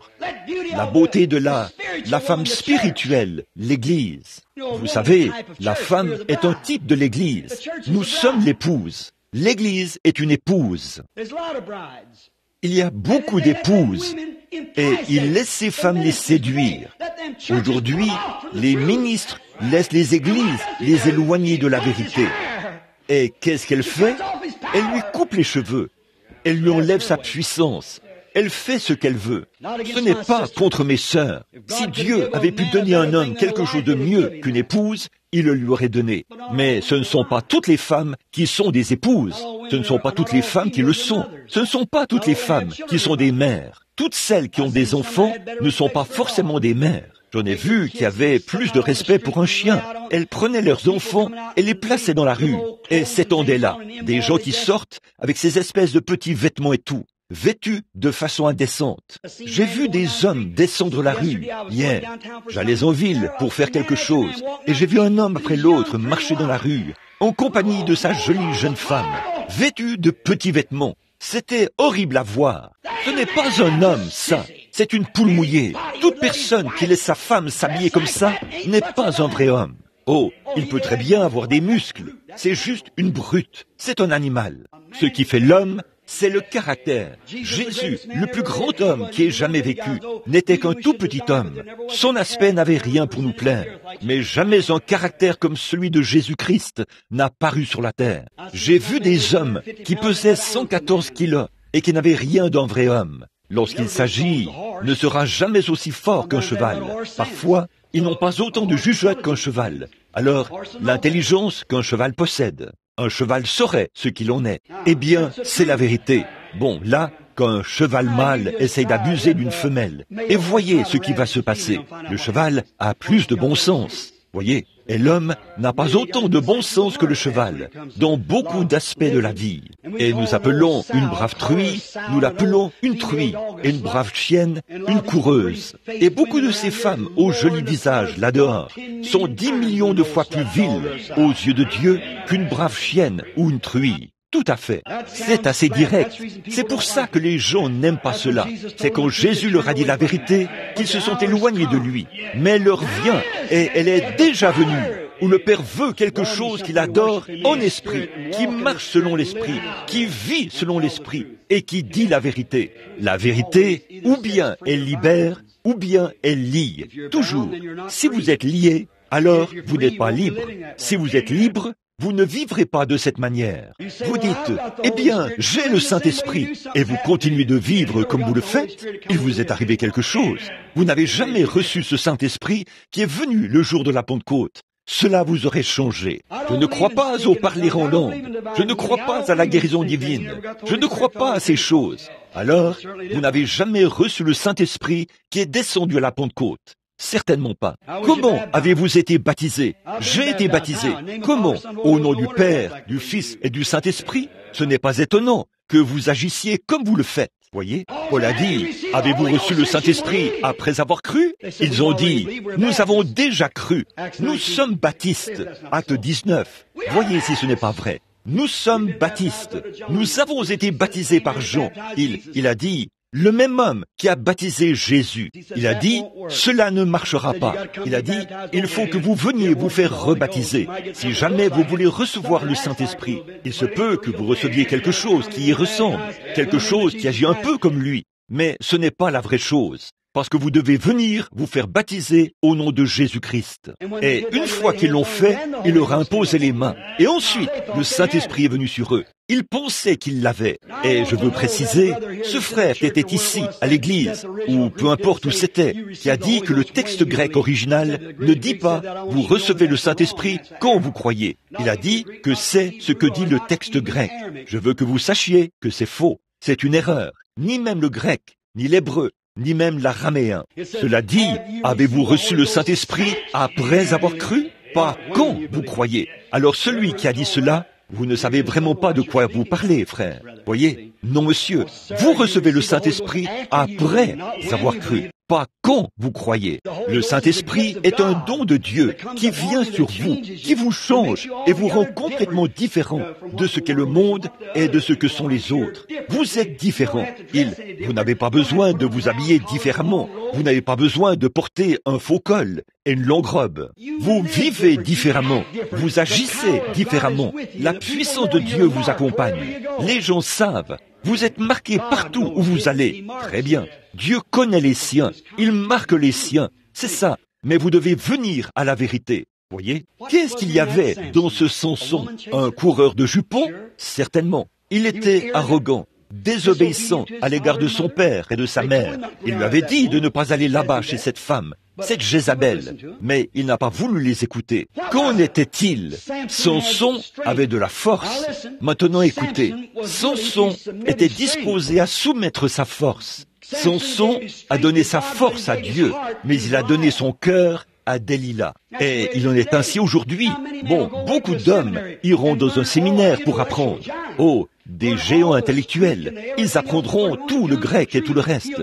Mais pour ce qui est de la vérité, il donnera la force de son instruction au Seigneur. Oui, mais il donnera son cœur à l'Église et non à Dieu.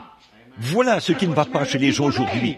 Ils veulent suivre leur credo. Ils ne veulent pas de la réalité du Saint-Esprit. Ils ne veulent pas se conduire différemment de la manière dont ils le font toujours. Mais quand vous devenez chrétien, vous êtes une personne acquise, un sacerdoce royal, une nation étrange, un peuple bizarre. Vous faites des choses bizarres et des choses étranges, des choses qui sont inconvenantes pour le monde. Et quand vous êtes dans le monde, vous êtes inconvenant à l'égard de Dieu. L'un est l'inverse de l'autre. L'un vous fait agir comme on le fait au ciel. L'autre vous fait agir comme on le fait sur la terre. Et les gens veulent agir comme on le fait sur la terre, puis continuent ainsi et dire qu'ils vont au ciel. Mais quelle déception ce sera. Jésus a dit, beaucoup viendront à moi en ce jour-là. Ils seront des dizaines de millions de personnes à se tenir là et à dire, j'ai fait partie de ceci et j'ai fait ceci. Il a dit, retirez-vous de moi, vous tous, ouvriers d'iniquité, vous servez des credos. Si vous étiez conduits par l'Esprit, tous les fils et les filles de Dieu sont conduits par l'Esprit de Dieu. Ils agissent par l'Esprit. Ils sont bizarres, étranges. Ils s'en tiennent strictement et chacun de leurs actes est conforme à la Bible. Ils s'en tiennent, toute leur doctrine est tout à fait conforme à la Bible. Ils ne dévient pas d'un iota. Là où la Bible dit quelque chose, ils marchent exactement sur cette voie. S'ils s'arrêtent un instant, c'est qu'ils essaient d'étudier pour voir quelle direction prendre. Puis le Saint-Esprit leur donne la révélation. Et cet homme continue à avancer. Et il fait la même chose. Il suit les mêmes règles. Il pose le même fondement. Le même Dieu vient sur lui. Et les mêmes prodiges, les mêmes miracles, et les mêmes signes qui l'accompagnaient l'accompagnent. Il a dit, si vous ne pouvez pas me croire, moi qui suis un homme, croyez les œuvres que je fais. Croyez-moi, si je ne fais pas les œuvres de mon Père, alors ne me croyez pas. Vous voyez, il y a des œuvres qui accompagnent cette foi. Montre-moi tes œuvres sans ta foi, et je te montrerai mes œuvres par ma foi, a dit Paul. Voyez? Alors, qu'est-ce qu'il y avait dans Samson? Il n'a pas voulu abandonner son cœur. Aujourd'hui, les hommes pensent plus à leur credo et les gens pensent plus à leur credo. Eh bien là, je ne parle pas du tout contre les églises. Je parle de la Pentecôte. Et cette église tend vers la Pentecôte. Elle n'est pas une organisation pentecôtiste. Nous n'appartenons à aucune organisation. Nous n'en avons jamais eu l'intention. Nous appartenons à Christ, c'est vrai. Ainsi donc, la Pentecôte n'est pas une organisation. La Pentecôte est une expérience que les gens reçoivent. Les méthodistes la reçoivent. Les catholiques la reçoivent. Les baptistes la reçoivent. N'importe qui peut la recevoir. Mais c'est une expérience. Et il y en a des milliers et des milliers qui se disent pentecôtistes, mais qui ne savent même pas ce qu'est le premier message de la Pentecôte. Pour pouvoir prendre un bon départ, vous devez vous appuyer sur le bon fondement. Vous devez vous appuyer sur le fondement de la Pentecôte. Le fondement de la Pentecôte, qu'est-ce que c'est? Quand l'inauguration de l'Église a eu lieu le jour de la Pentecôte, quand on les a vus parler en langue, et que la Vierge Marie était là, à se conduire comme si elle était ivre, et que tous les autres titubaient comme ça, ils ont dit, quoi? C'est quoi ça? Sont-ils tous ivres? Pierre a dit, ces gens ne sont pas ivres, comme vous le supposez, car c'est la 3e heure du jour. C'est ici ce qui était dit sur le plan, là-bas, sur la carte routière. C'est ici ce qu'a dit la carte routière. Joël a dit que nous en arriverions à ceci, que nous en arriverions à ce carrefour, dans les derniers jours, les 2 derniers jours. Les derniers 2000 ans, dit Dieu, je répandrai de mon esprit sur toute chair. Vos fils et vos filles prophétiseront, oui, sur mes servantes et mes serviteurs.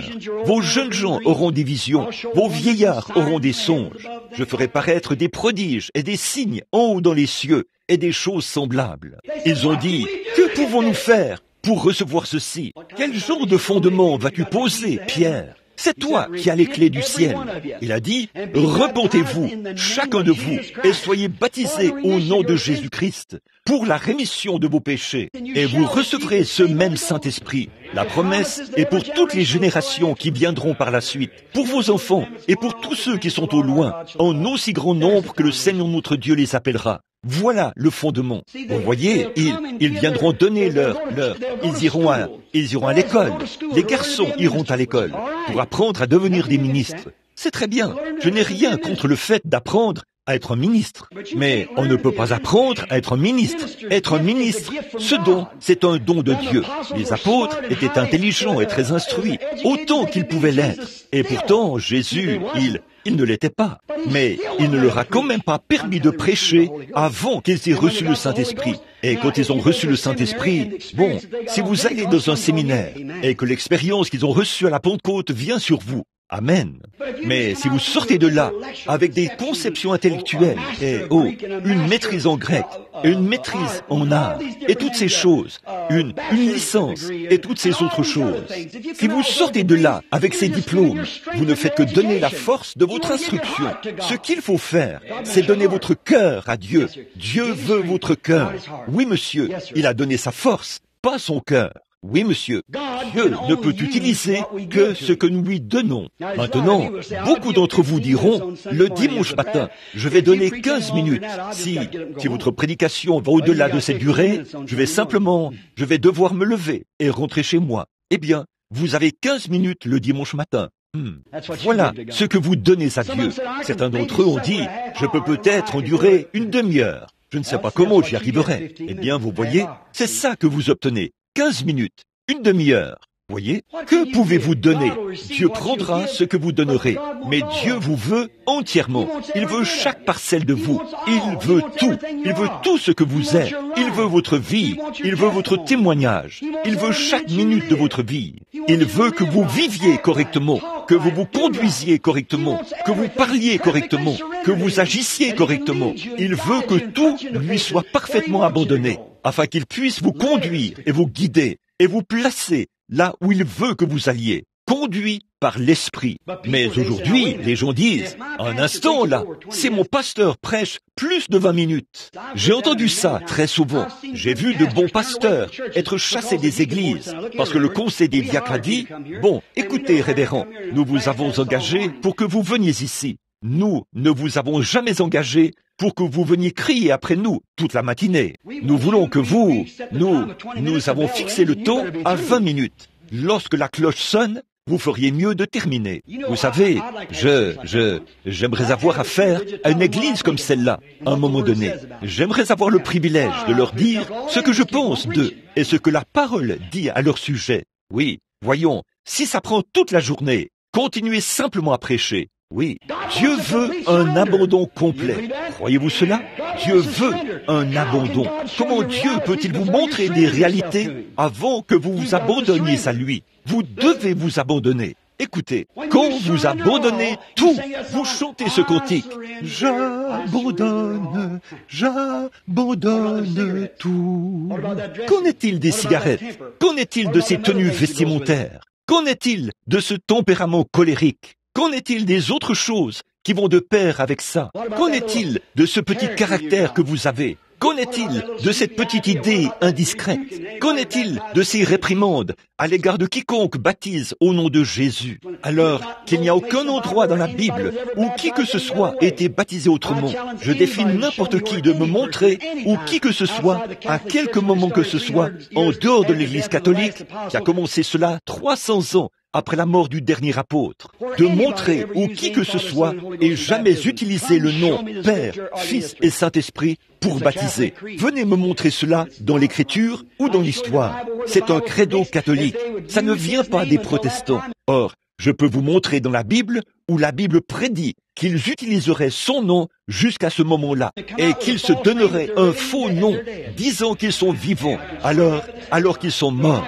Je peux vous le montrer par l'Écriture. La Bible a dit qu'il le ferait. Voici que cela leur est présenté en face. Pourquoi les gens refusent-ils d'accepter cela? C'est exactement comme il en a été du temps de Jésus. Ils ne veulent pas de réalité. Ils veulent un credo. Ils veulent quelque chose pour aller dire « Je fais partie de cet endroit-ci. Je fais partie de cette assemblée-ci. Je fais partie. » Quoi? Ce qu'il faut, c'est de faire partie du ciel. C'est à cela que vous devriez vous affectionner, aux choses d'en haut. Jésus a dit, affectionnez-vous aux choses d'en haut et non aux choses de la terre. Elles failliront. Restez avec Dieu. Tenez-vous-en aux réalités. Dieu est un Dieu de réalité. Il l'a toujours été, dans tous les âges. Chaque fois que l'homme a marché avec Dieu, Dieu est devenu une réalité qui accomplit des signes, des prodiges et des miracles avec son peuple. C'est dans le dessein de Dieu d'agir ainsi. Abandonner tout. Il n'y a pas longtemps, ici même à Louisville, dans le Kentucky, il y avait des gens d'une très gentille famille. Ils avaient un bébé malade. Ils avaient appelé pour demander qu'on prie pour le bébé. Le médecin est sorti de l'hôpital. Qu'en est-il du bébé? Il a dit, ce bébé se meurt. On ne peut rien faire d'autre pour lui. Il a dit, il a la leucémie. Il a dit, le bébé va forcément mourir. Je me suis dit, oh Dieu, ça, tu ne l'as pas encore dit. Tu n'as jamais attesté cela. Je suis allé parler aux parents. Et les parents étaient là, à pleurer et à sangloter. Leur bébé était parti, pour autant qu'ils le sachent. Mais qu'est-ce qu'ils ont fait? Le médecin avait raison. Tout ce qui pouvait se faire à sa connaissance, il l'avait fait. La leucémie tue, et rien ne peut l'arrêter. Il a dit, le bébé va mourir. Le vieux grand-père de ce bébé, vous connaissez tous ce cas, et le vieux grand-père de ce bébé est venu. Lorsqu'il m'avait entendu parler du baptême du Saint-Esprit, il avait dit, « Je me souviens qu'autrefois, il y a bien des années, un vieux prédicateur a dit qu'il viendrait un temps où les gens recevraient de nouveau le Saint-Esprit et que des miracles et des prodiges s'accompliraient. Il s'est retiré dans une petite pièce tout seul. Il ne voulait plus rester près de son fils ou de sa belle-fille. Il est resté là, à pleurer et à prier. Quand le vieil homme est sorti de là, la sueur coulait sur son front chauve. Ses yeux brillaient. Il a dit, ce bébé vivra. On a dit, quoi? Il a dit, docteur, je vous respecte en tant qu'homme de science. Je vous respecte et je respecte l'intelligence que vous avez acquise par la recherche médicale. Mais, a-t-il dit, j'ai prié et j'ai prié et j'ai prié au point que j'ai abandonné tout ce que j'avais à abandonner. Et le Saint-Esprit a dit, le bébé vivra. Et il a vécu. Pourquoi? Il avait abandonné tout ce qu'il avait. Dieu s'est emparé de lui et a pu lui parler. Une fois qu'il était prêt à tout abandonner, c'est ce qui nous manque. Vous ne voulez pas abandonner vos habitudes. Vous ne voulez pas abandonner vos associations. Vous ne voulez pas abandonner le petit clan auquel vous appartenez. Vous ne voulez pas abandonner de votre temps. Vous devez faire ceci, cela, autre chose, au lieu de prier. Vous ne voulez pas abandonner des choses à Dieu. Dieu veut que vous vous abandonniez. En terminant, je veux dire ceci. J'ai encore beaucoup d'autres choses ici que j'aimerais dire. Mais je n'en ai pas le temps. Dieu veut un abandon complet. Une fois que vous aurez tout abandonné, alors vous verrez que ce dont je parle est la vérité. Vous dites, on va me mettre à la porte de mon église. On ne va pas me permettre de prêcher. Qu'est-ce que ça peut bien faire? C'est une organisation scientifique. Ce dont nous parlons, c'est de marcher selon l'Esprit. Dieu est une réalité. Et si Moïse avait dit, attends un peu, j'ai été instruit en Égypte, et on m'a appris la maîtrise de toutes ces choses, les magiciens, et ainsi de suite. Je peux enseigner des stratagèmes à ces Égyptiens. Je peux leur enseigner la psychologie. Je peux leur enseigner les principes de beaucoup de choses. Je suis un maître en la matière. Mais il a dû oublier tout ce qu'il avait appris jusque-là. Et Dieu a arraché tout cela de lui. Il lui a fallu 40 ans pour le faire. Mais lorsqu'il a rencontré Dieu face à face, il a su qu'un Dieu vivant existait. Il l'a vu dans le buisson ardent et il lui a parlé. Il est allé là-bas, il a fait le travail tout seul. Il n'avait pas besoin d'avoir une armée. Il y est allé, juste lui et Dieu. Il a suivi la carte routière. Il avait la puissance de Dieu. Il avait la promesse de Dieu. Il avait l'Esprit de Dieu. Il n'avait plus besoin de son éthique à lui ou de son instruction. Quand Jésus était ici sur terre, il a dû chercher de nouveau pour trouver un homme. Il est allé vers les gens de la haute société, les gens instruits et les intellectuels. A-t-il pu trouver quelqu'un? Non, monsieur. Ils l'ont appelé Belzébul, le diable. Il n'a pas pu en trouver un seul qui le suivrait. Qu'est-ce qu'il a fait? Il a dû prendre le meilleur qu'il pouvait trouver. N'est-ce pas lamentable? J'ai souvent pensé, écoutez, nous terminons, Église, écoutez ces remarques. J'ai souvent pensé pourquoi? Combien nous nous sommes privés, combien nous avons privé Dieu de son plan, en ne lui abandonnons pas complètement notre vie, en ne lui abandonnons pas tout ce que nous avons. Combien nous avons refusé son programme. Combien nous avons traîné et l'avons fait attendre et attendre et attendre, alors qu'il essayait de trouver quelqu'un à travers qui il puisse agir. Il essayait de trouver quelque part un homme en qui il pourrait mettre sa confiance. Un homme qui abandonnerait tout. Venez vers Dieu d'une manière sensée et raisonnable. Dites, Père, me voici. Peu m'importe. Je suivrai l'Écriture, le plan. Peu m'importe ce que n'importe qui d'autre peut dire. Je m'en tiendrai à cela. Et soyez vraiment sincères.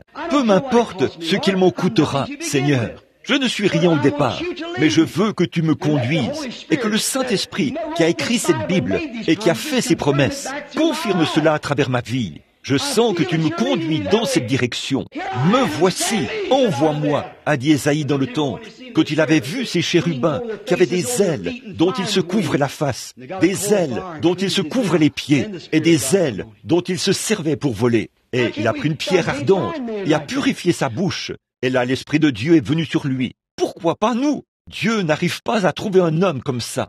Quand il a cherché ses disciples, il est venu chez les siens ne l'ont point reçu. Il n'a pu trouver personne. Ils attendaient cela. Aujourd'hui, le monde attend la guérison divine. Mais peu m'importe combien de guérisons divines vous ferez, ils ne vous croiront toujours pas. Eh bien, juste après qu'ils ont rejeté Jésus, quand les 70 sont partis, il s'est même tourné vers ses disciples. Il a dit: voulez-vous aussi vous en aller? Ils ont dit: où irions-nous? Pierre, il a dit: tu as les paroles de la vie éternelle. Voyez? Puis il est parti, et il y avait un homme qui n'avait même pas de globe oculaire dans ses orbites. Il a fait de l'argile, et il en a couvert ses yeux. Il lui a dit: va te laver dans le réservoir de Siloé. Et quand il l'a fait, il est revenu en voyant. Est-ce que cela les a changés? Sa popularité a-t-elle augmenté? Non, elle a diminué. Pourquoi? Il est resté sur le chemin. Il s'en est tenu à la carte routière. C'est pareil aujourd'hui. Ils voient des signes, des prodiges, des miracles, et tout s'accomplir. Et ils disent: ah, ça, il n'y a rien de vrai là-dedans. Ce serait arrivé de toute façon. Voyez, ils ont ressuscité Lazare de la tombe. On pourrait penser que cela aurait secoué toute la nation. La Bible a dit qu'il ferait cela. C'étaient là les signes qui devaient l'accompagner. Quand il s'est tenu là, devant la Samaritaine, il a dit: tu as 5 maris. Cela aurait dû secouer le monde entier. Et il se tient aujourd'hui dans son peuple. Et vous le voyez, fois après fois, accomplir la même chose. Et ils disent: ah, oui, eh bien, je suppose que c'était très bien. Vous voyez, simplement indifférent, aucun abandon. Oh, ils vont donner un peu de temps, ils vont à l'église de temps en temps, et quelque chose comme ça. Mais quand il s'agit de s'abandonner, non, ils ne le feront pas. Ils ne s'abandonneront pas. Ils n'en veulent pas. Quand Jésus a appelé ses disciples, qu'a-t-il dû faire? Prendre des gens très illettrés, des hommes, des gens qui ne savaient même pas signer leur nom. Pierre, Jean, dit la Bible. Ils étaient des hommes du peuple sans instruction. Ce sont eux qu'il a dû prendre. Mais si les intellectuels ne voulaient pas, ils ne voulaient pas l'écouter à l'époque, ils ne l'écouteront pas maintenant. Ils suivent leur propre voie. Ils sont sur leur propre chemin. Et ils suivent ce chemin parce que c'est ce qui leur a été enseigné. Parce que leurs pasteurs, leurs évêques et leurs cardinaux et les papes et quoi encore, les ont dirigés sur ce chemin. Mais le Saint-Esprit vous ramènera à la Pentecôte chaque fois. Ils l'ont fait dans l'Écriture. Pour tout le monde. Et ce sera le cas aujourd'hui, pour tout le monde. Il vous ramènera à cette réalité. Il vous ramènera à un baptême de puissance de l'Esprit qui vous conduira et qui ne retranchera jamais une seule parole de la Bible. Il s'en tiendra strictement à la Bible. Là où elle dit ceci, il s'en tiendra à ça, d'un bout à l'autre. Le Saint-Esprit le fera. Il produit une réalité. Qu'est-ce qu'il a fait? Il a dû aller chercher ces pêcheurs ignorants qui n'avaient même pas de vêtements, seulement quelque chose enroulé autour d'eux, des tabliers à poissons et tout, pas de vêtements, tellement ignorants qu'ils ne savaient pas signer leur nom, sans instruction, illettrés. Mais il a trouvé quelqu'un. Il fallait qu'il trouve quelqu'un. Mais il a trouvé des hommes qui étaient dans ce genre de conditions-là, qui étaient prêts à s'abandonner, qui étaient disposés à le faire.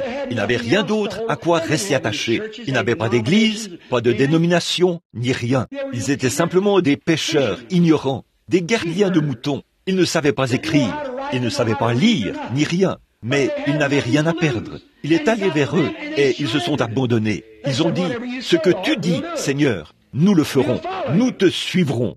Mais quand ils se sont complètement abandonnés et qu'ils se sont consacrés à Dieu, Dieu leur a donné une réalité pentecôtiste. Il les a conduits là, à la Pentecôte, et il leur a donné le Saint-Esprit. Là où ils étaient, là, sous l'effet de l'Esprit de Dieu, ils faisaient toutes sortes de signes insensés aux yeux des gens, balbutiant, et se conduisant n'importe comment, et essayant de... La Bible dit, sur quoi se tenait-il? Ils étaient sur la grande route. La Bible dit, c'est par des lèvres balbutiantes et par des langues étrangères que je parlerai à ce peuple. Et voici le repos de l'âme.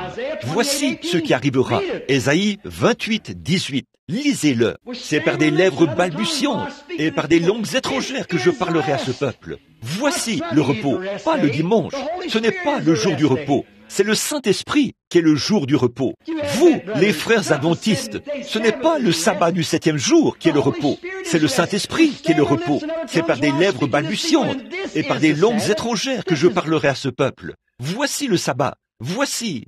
Le sabbat signifie le repos. Voici le repos pour l'âme. Vous avez le repos éternel. Comme Dieu, quand il a créé le monde, le 7e jour, il s'est reposé après cela. Il s'est reposé. Il a continué à se reposer. Quand nous entrons en Dieu, nous nous reposons tout le temps, pas d'un dimanche à l'autre. Nous nous reposons éternellement. Nous avons la vie éternelle. Le Saint-Esprit vous donne le repos. Or, ils ont eu une expérience pentecôtiste, une réalité de Dieu. Ils avaient trouvé quelque chose. Permettez-moi de dire encore une chose. Les credos ne rassasieront pas un cœur affamé. Les credos ne rassasieront pas. Si un homme a faim de Dieu, si vous lui dites, prononce le credo des apôtres, adhère à l'Église, inscris ton nom ici, sois aspergé ou immergé, ou ce que vous voudrez, ça ne rassasiera jamais une âme affamée, car ils avaient été prédestinés par Dieu à rechercher la vie. Autrefois, ils étaient les anges. Il y avait autrefois un ange qui n'était pas tombé. Les 2/3 des anges du ciel sont tombés. Ce sont ces mauvais esprits qui agissent parmi les gens. Ils sont très religieux. Vous savez que la Bible dit, vous n'avez pas toujours été ici même. Autrefois, vous étiez ailleurs. Souvenez-vous, le péché n'a pas commencé sur la terre. Le péché a commencé au ciel. Quand Lucifer a pris et s'est fait, il a dit, je veux une dénomination, faire quelque chose de très important. Il s'est rendu dans le septentrion et a établi quelque chose de plus grand que ce que Michel avait. Et il était chassé du ciel. Et ces anges là-bas, ces esprits, eh bien, c'est pour cette raison que, quand cette tente où nous habitons sur la terre sera détruite, nous en avons une autre qui nous attend déjà. Voyez, et c'est pour cette raison que notre nom a été mis dans le livre de vie de l'agneau avant la fondation du monde. Tous ceux que le Père m'a donnés viendront à moi. Comment pouvez-vous? Vous avez des yeux et vous ne voyez pas, des oreilles et vous n'entendez pas. Ce n'est pas étonnant, vous voyez. Là, toutes ces choses, vous voyez, que Dieu a promises à l'époque, c'était toutes. Quand j'ai dit l'autre soir qu'un homme, Jésus a dit, la bête qui vient sur la terre, l'antichrist, qui est très religieuse, tellement proche que ça séduirait même les élus, si c'était possible. Que la grande organisation commencerait, et qu'ils auraient d'autres organisations. La vieille mère prostituée, elle avait des petites filles. C'était des prostituées qui en étaient sorties, des organisations. Il a dit, et il séduirait presque le monde entier, et séduirait même les élus, si c'était possible. Mais ce n'est pas possible. Leurs noms ont été mis sur l'agneau. Ceux qu'il a connus d'avance, il les a appelés. Ceux qu'il a appelés, il les a justifiés. Et ceux qu'il a justifiés, il les a glorifiés. Donc, il n'y en a plus après, voyez-vous. C'est vrai, vous ne pouvez pas venir à moins que Dieu ne vous appelle. Cela ne dépend ni de celui qui veut, ni de celui qui court, mais de Dieu qui fait miséricorde. C'est exact, c'est ce que l'Écriture dit que c'est. Alors, ils ne veulent pas entendre cela. Pourquoi? Ils sont dans les ténèbres. Ils veulent suivre un credo. Je suis aussi bon que toi. On ne dit rien au sujet de la bonté. Personne n'est bon. C'est Dieu qui est bon. Vous voyez? Mais êtes-vous prêt à vous abandonner à lui? C'est ce à quoi je pense. Êtes-vous prêt à vous abandonner? Voyez? Ça ne rassasiera pas une âme affamée. Écoutez, quand Paul, combien savent qu'il était un théologien, mais c'était un géant intellectuel. Certainement, il avait été sous les enseignements de Gamaliel, l'un des meilleurs théologiens de l'époque. Mais qu'a-t-il dit quand il est venu vers l'Église? Lisez 2 Corinthiens 2:4. Dans 2 Corinthiens 2:4, il a dit, « Je ne suis pas allé chez vous avec des paroles enchanteresses, la sagesse des hommes de ce monde. Car si je l'avais fait, votre confiance serait fondée sur la sagesse des hommes, les organisations, les dénominations. Mais je suis allé chez vous de la puissance du Saint-Esprit, les démonstrations. » Une démonstration de quoi? Il opérait des signes et des prodiges par le Saint-Esprit. Je suis allé chez vous afin que votre confiance, que votre foi ne repose pas sur la sagesse d'une grande dénomination, d'une église quelconque, mais afin qu'elle repose sur la puissance du Saint-Esprit et sur la résurrection de Jésus-Christ. Le plus grand théologien qui ait jamais vécu a dit qu'il a dû oublier tout ce qu'il avait connu afin de trouver Christ. Et il a dit, je ne prêche pas les choses intellectuelles, je prêche la simplicité de la conduite du Saint-Esprit, et je vais chez vous en prêchant cela. Il a dit, je pourrais prêcher autrement, mais, a-t-il dit, mes œuvres, et mes œuvres, ce n'est pas de prêcher comme ça. Maintenant, nous allons voir si nous ne pouvons pas en avoir 1 million de plus, en 34, 44, ou ce que c'est, leur slogan. Nous aurons tant de membres qui se joindront à nous cette année. Il a dit, je pourrais faire ça. J'ai été impliqué dans cela tellement longtemps, mais je m'en suis éloigné. Je suis allé chez vous, non pas avec les paroles enchanteresses et empoulées d'un théologien, mais je suis allé chez vous avec la puissance et les démonstrations du Saint-Esprit, afin que votre foi soit bâtie sur le Saint-Esprit et non sur la sagesse des hommes. Oh là là! Dieu qui cherche de tels hommes. Aujourd'hui, Dieu cherche des hommes sur qui il peut mettre la main comme ça. Il n'y a pas longtemps, à Londres, en Angleterre, je faisais une petite promenade. Et l'Angleterre, les îles britanniques, elles sont tellement peuplées. En Angleterre, on ne peut pratiquement pas trouver d'endroit, à peine, où il n'y a pas une maison. Ils cultivent l'heure, comme en Allemagne, et ainsi de suite là-bas. Ce sont de vieux pays, et le sol s'est appauvri. Et ils ont un petit jardin. En Allemagne, et dans des endroits comme ça, on ne trouve pas, dans la cour de derrière, une belle pelouse tondue et beaucoup d'arbres. On y trouve des tomates, des haricots, des pommes de terre, quelque chose à manger. Il le faut. Et le terrain est tellement occupé que le petit soldat anglais qui me faisait visiter, nous sommes montés au sommet de la colline, frère Baxter et moi et ce garçon-là. Nous sommes arrivés à un endroit qui était magnifique. Il y avait des arbres et de l'herbe verte et tout. Je me suis dit, quel endroit magnifique. J'ai dit à cet Anglais, j'ai dit, monsieur, j'aimerais vous poser une question. Je vois que votre île ici est tellement peuplée. Pourquoi ce grand espace ici, de plusieurs acres, un endroit magnifique, avec des arbres, une vallée et tout, comme ça? Pourquoi délaisseriez-vous cela et que personne ne construirait une maison ici? Il a dit, révérend, je veux dire ceci. Il y a environ 200 ans, une épidémie de fièvre bilieuse s'est répandue ici en Angleterre. Il a dit, il n'avait pas de sérum, et les gens mouraient comme des mouches. Il a dit, les chariots, m'a-t-on dit, allaient et venaient jour et nuit. Ils ne pouvaient même pas enterrer les gens. Les membres du clergé venaient ici, de temps en temps. Ils levaient les mains et ils priaient. Puis ils repartaient. Ils ont tous jeté dans cette vallée-ci. Ils ne pouvaient même pas les enterrer. Il a dit, ils mouraient, et ils mouraient, si bien que des milliers d'enfants, d'adultes, d'adolescents et tout sont morts. Et ils les ont simplement emmenés là-bas, et ensuite, ils ont simplement pris de la terre et l'ont répandu sur eux, quand le fléau a cessé. Et il a dit, vous savez quoi? Il a dit, à partir de ce jour-là, jusqu'à aujourd'hui, l'Anglais est tellement déterminé à ne pas s'installer là où une chose pareille est arrivée. Il ne s'installera pas sur des choses comme il n'établira jamais sa maison dans un endroit où la mort s'est trouvée. Comme ça, je me suis tenu là un moment et j'ai réfléchi. Inutile de lui dire. Il n'aurait pas compris.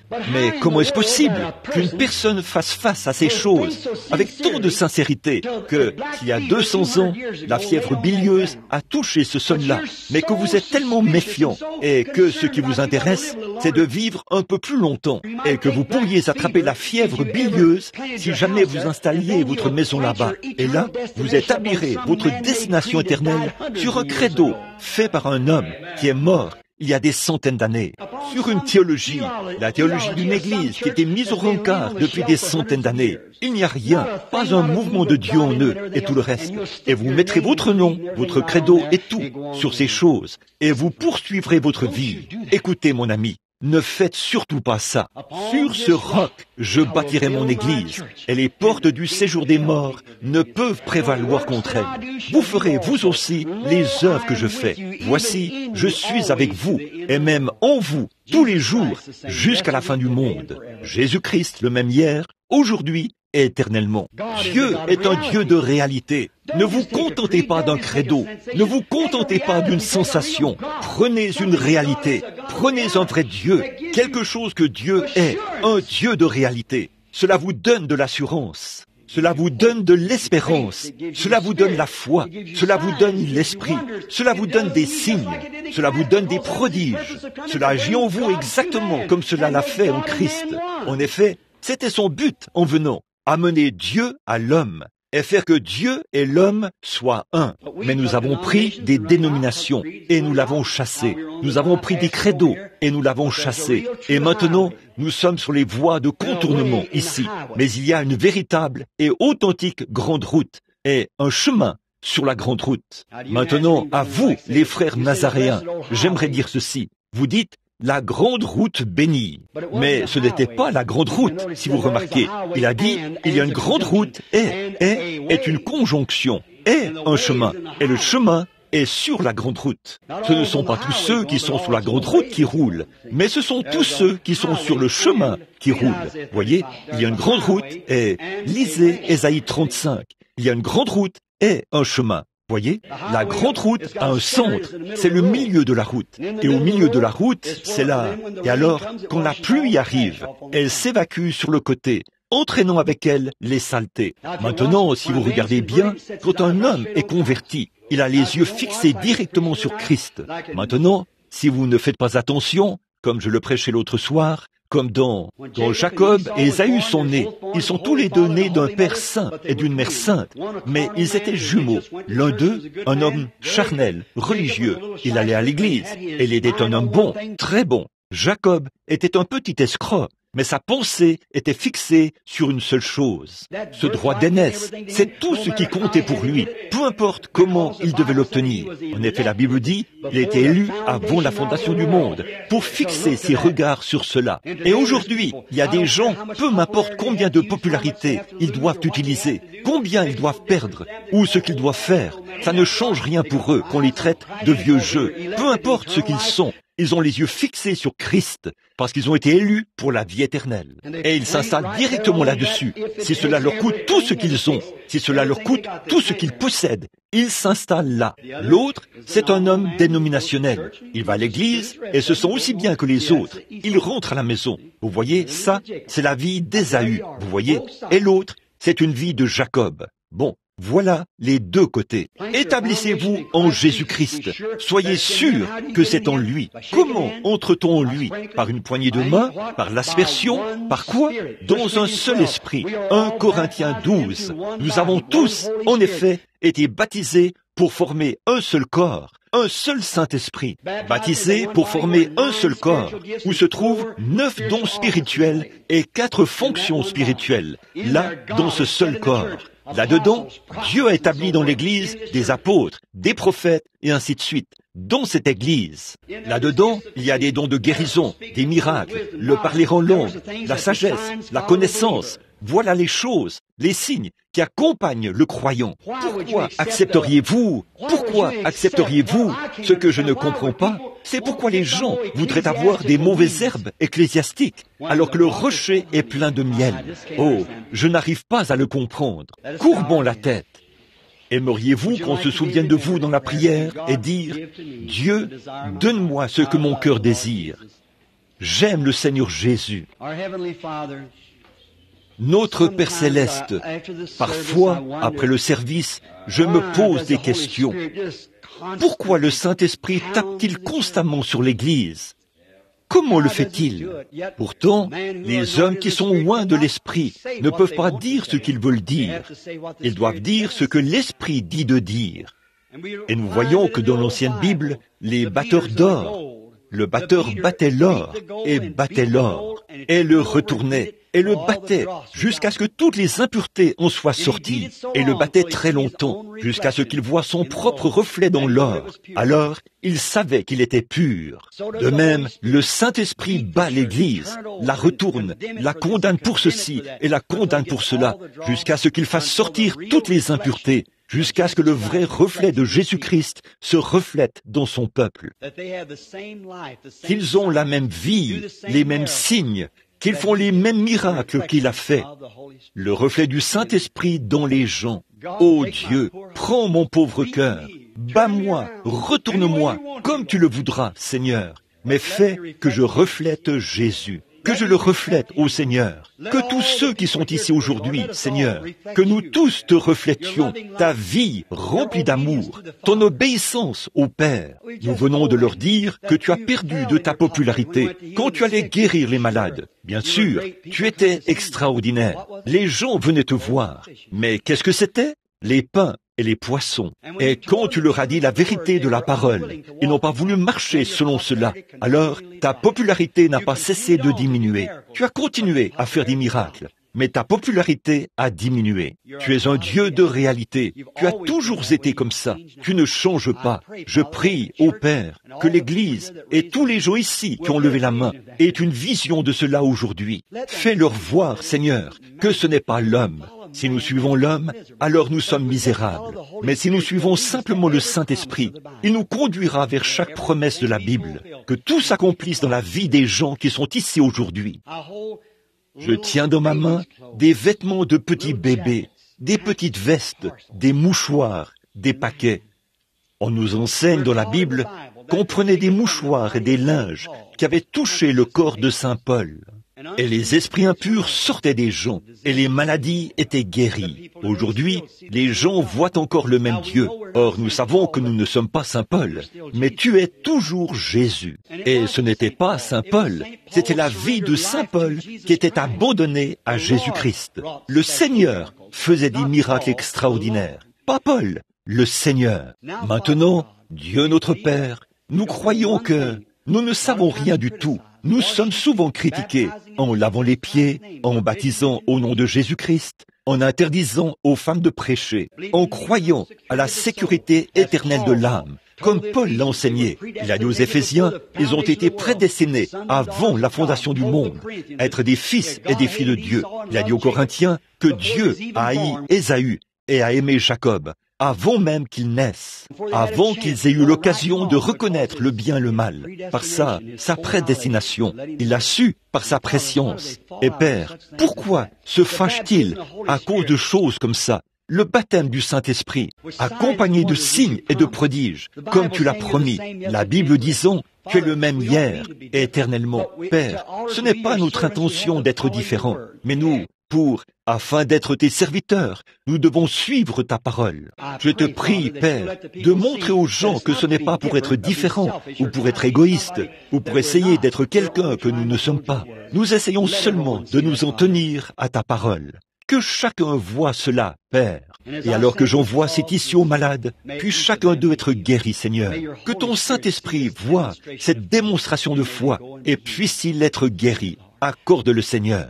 Bénis Frère Neville, bénis l'Église, nous tous, bénis l'école du dimanche, les professeurs, bénis tous les pasteurs ici, bénis les visiteurs parmi nous. Seigneur, aide-moi. Je dois vite rouler maintenant pour être là-bas, pour essayer de consoler une famille au cœur brisé, à 240 kilomètres ou plus, là-bas dans la campagne. Je n'ai qu'un peu de temps pour y arriver. Sois avec moi, Seigneur, aide-moi, et que dans ce jamais je n'aime parler lors du service d'une personne qui est décédée, à moins de donner à ceux qui se tiennent là une occasion de te recevoir. Oh Dieu, fais que beaucoup de ces pauvres gens du Kentucky s'avancent humblement vers cet autel cet après-midi, dans cette église méthodiste, et qu'ils te donnent leur cœur. Accorde le Seigneur. Sois miséricordieux maintenant. Bénis-nous tous, guéris les malades et sauve les perdus. Nous le demandons au nom de Jésus. Amen. Je vais demander à Frère Neville de prendre le service pendant quelques minutes là, pour continuer. Et je ne sais pas ce qu'il va faire à ce moment-ci. Priez tous pour moi, et je vous verrai plus tard. Que Dieu te bénisse, Frère Neville.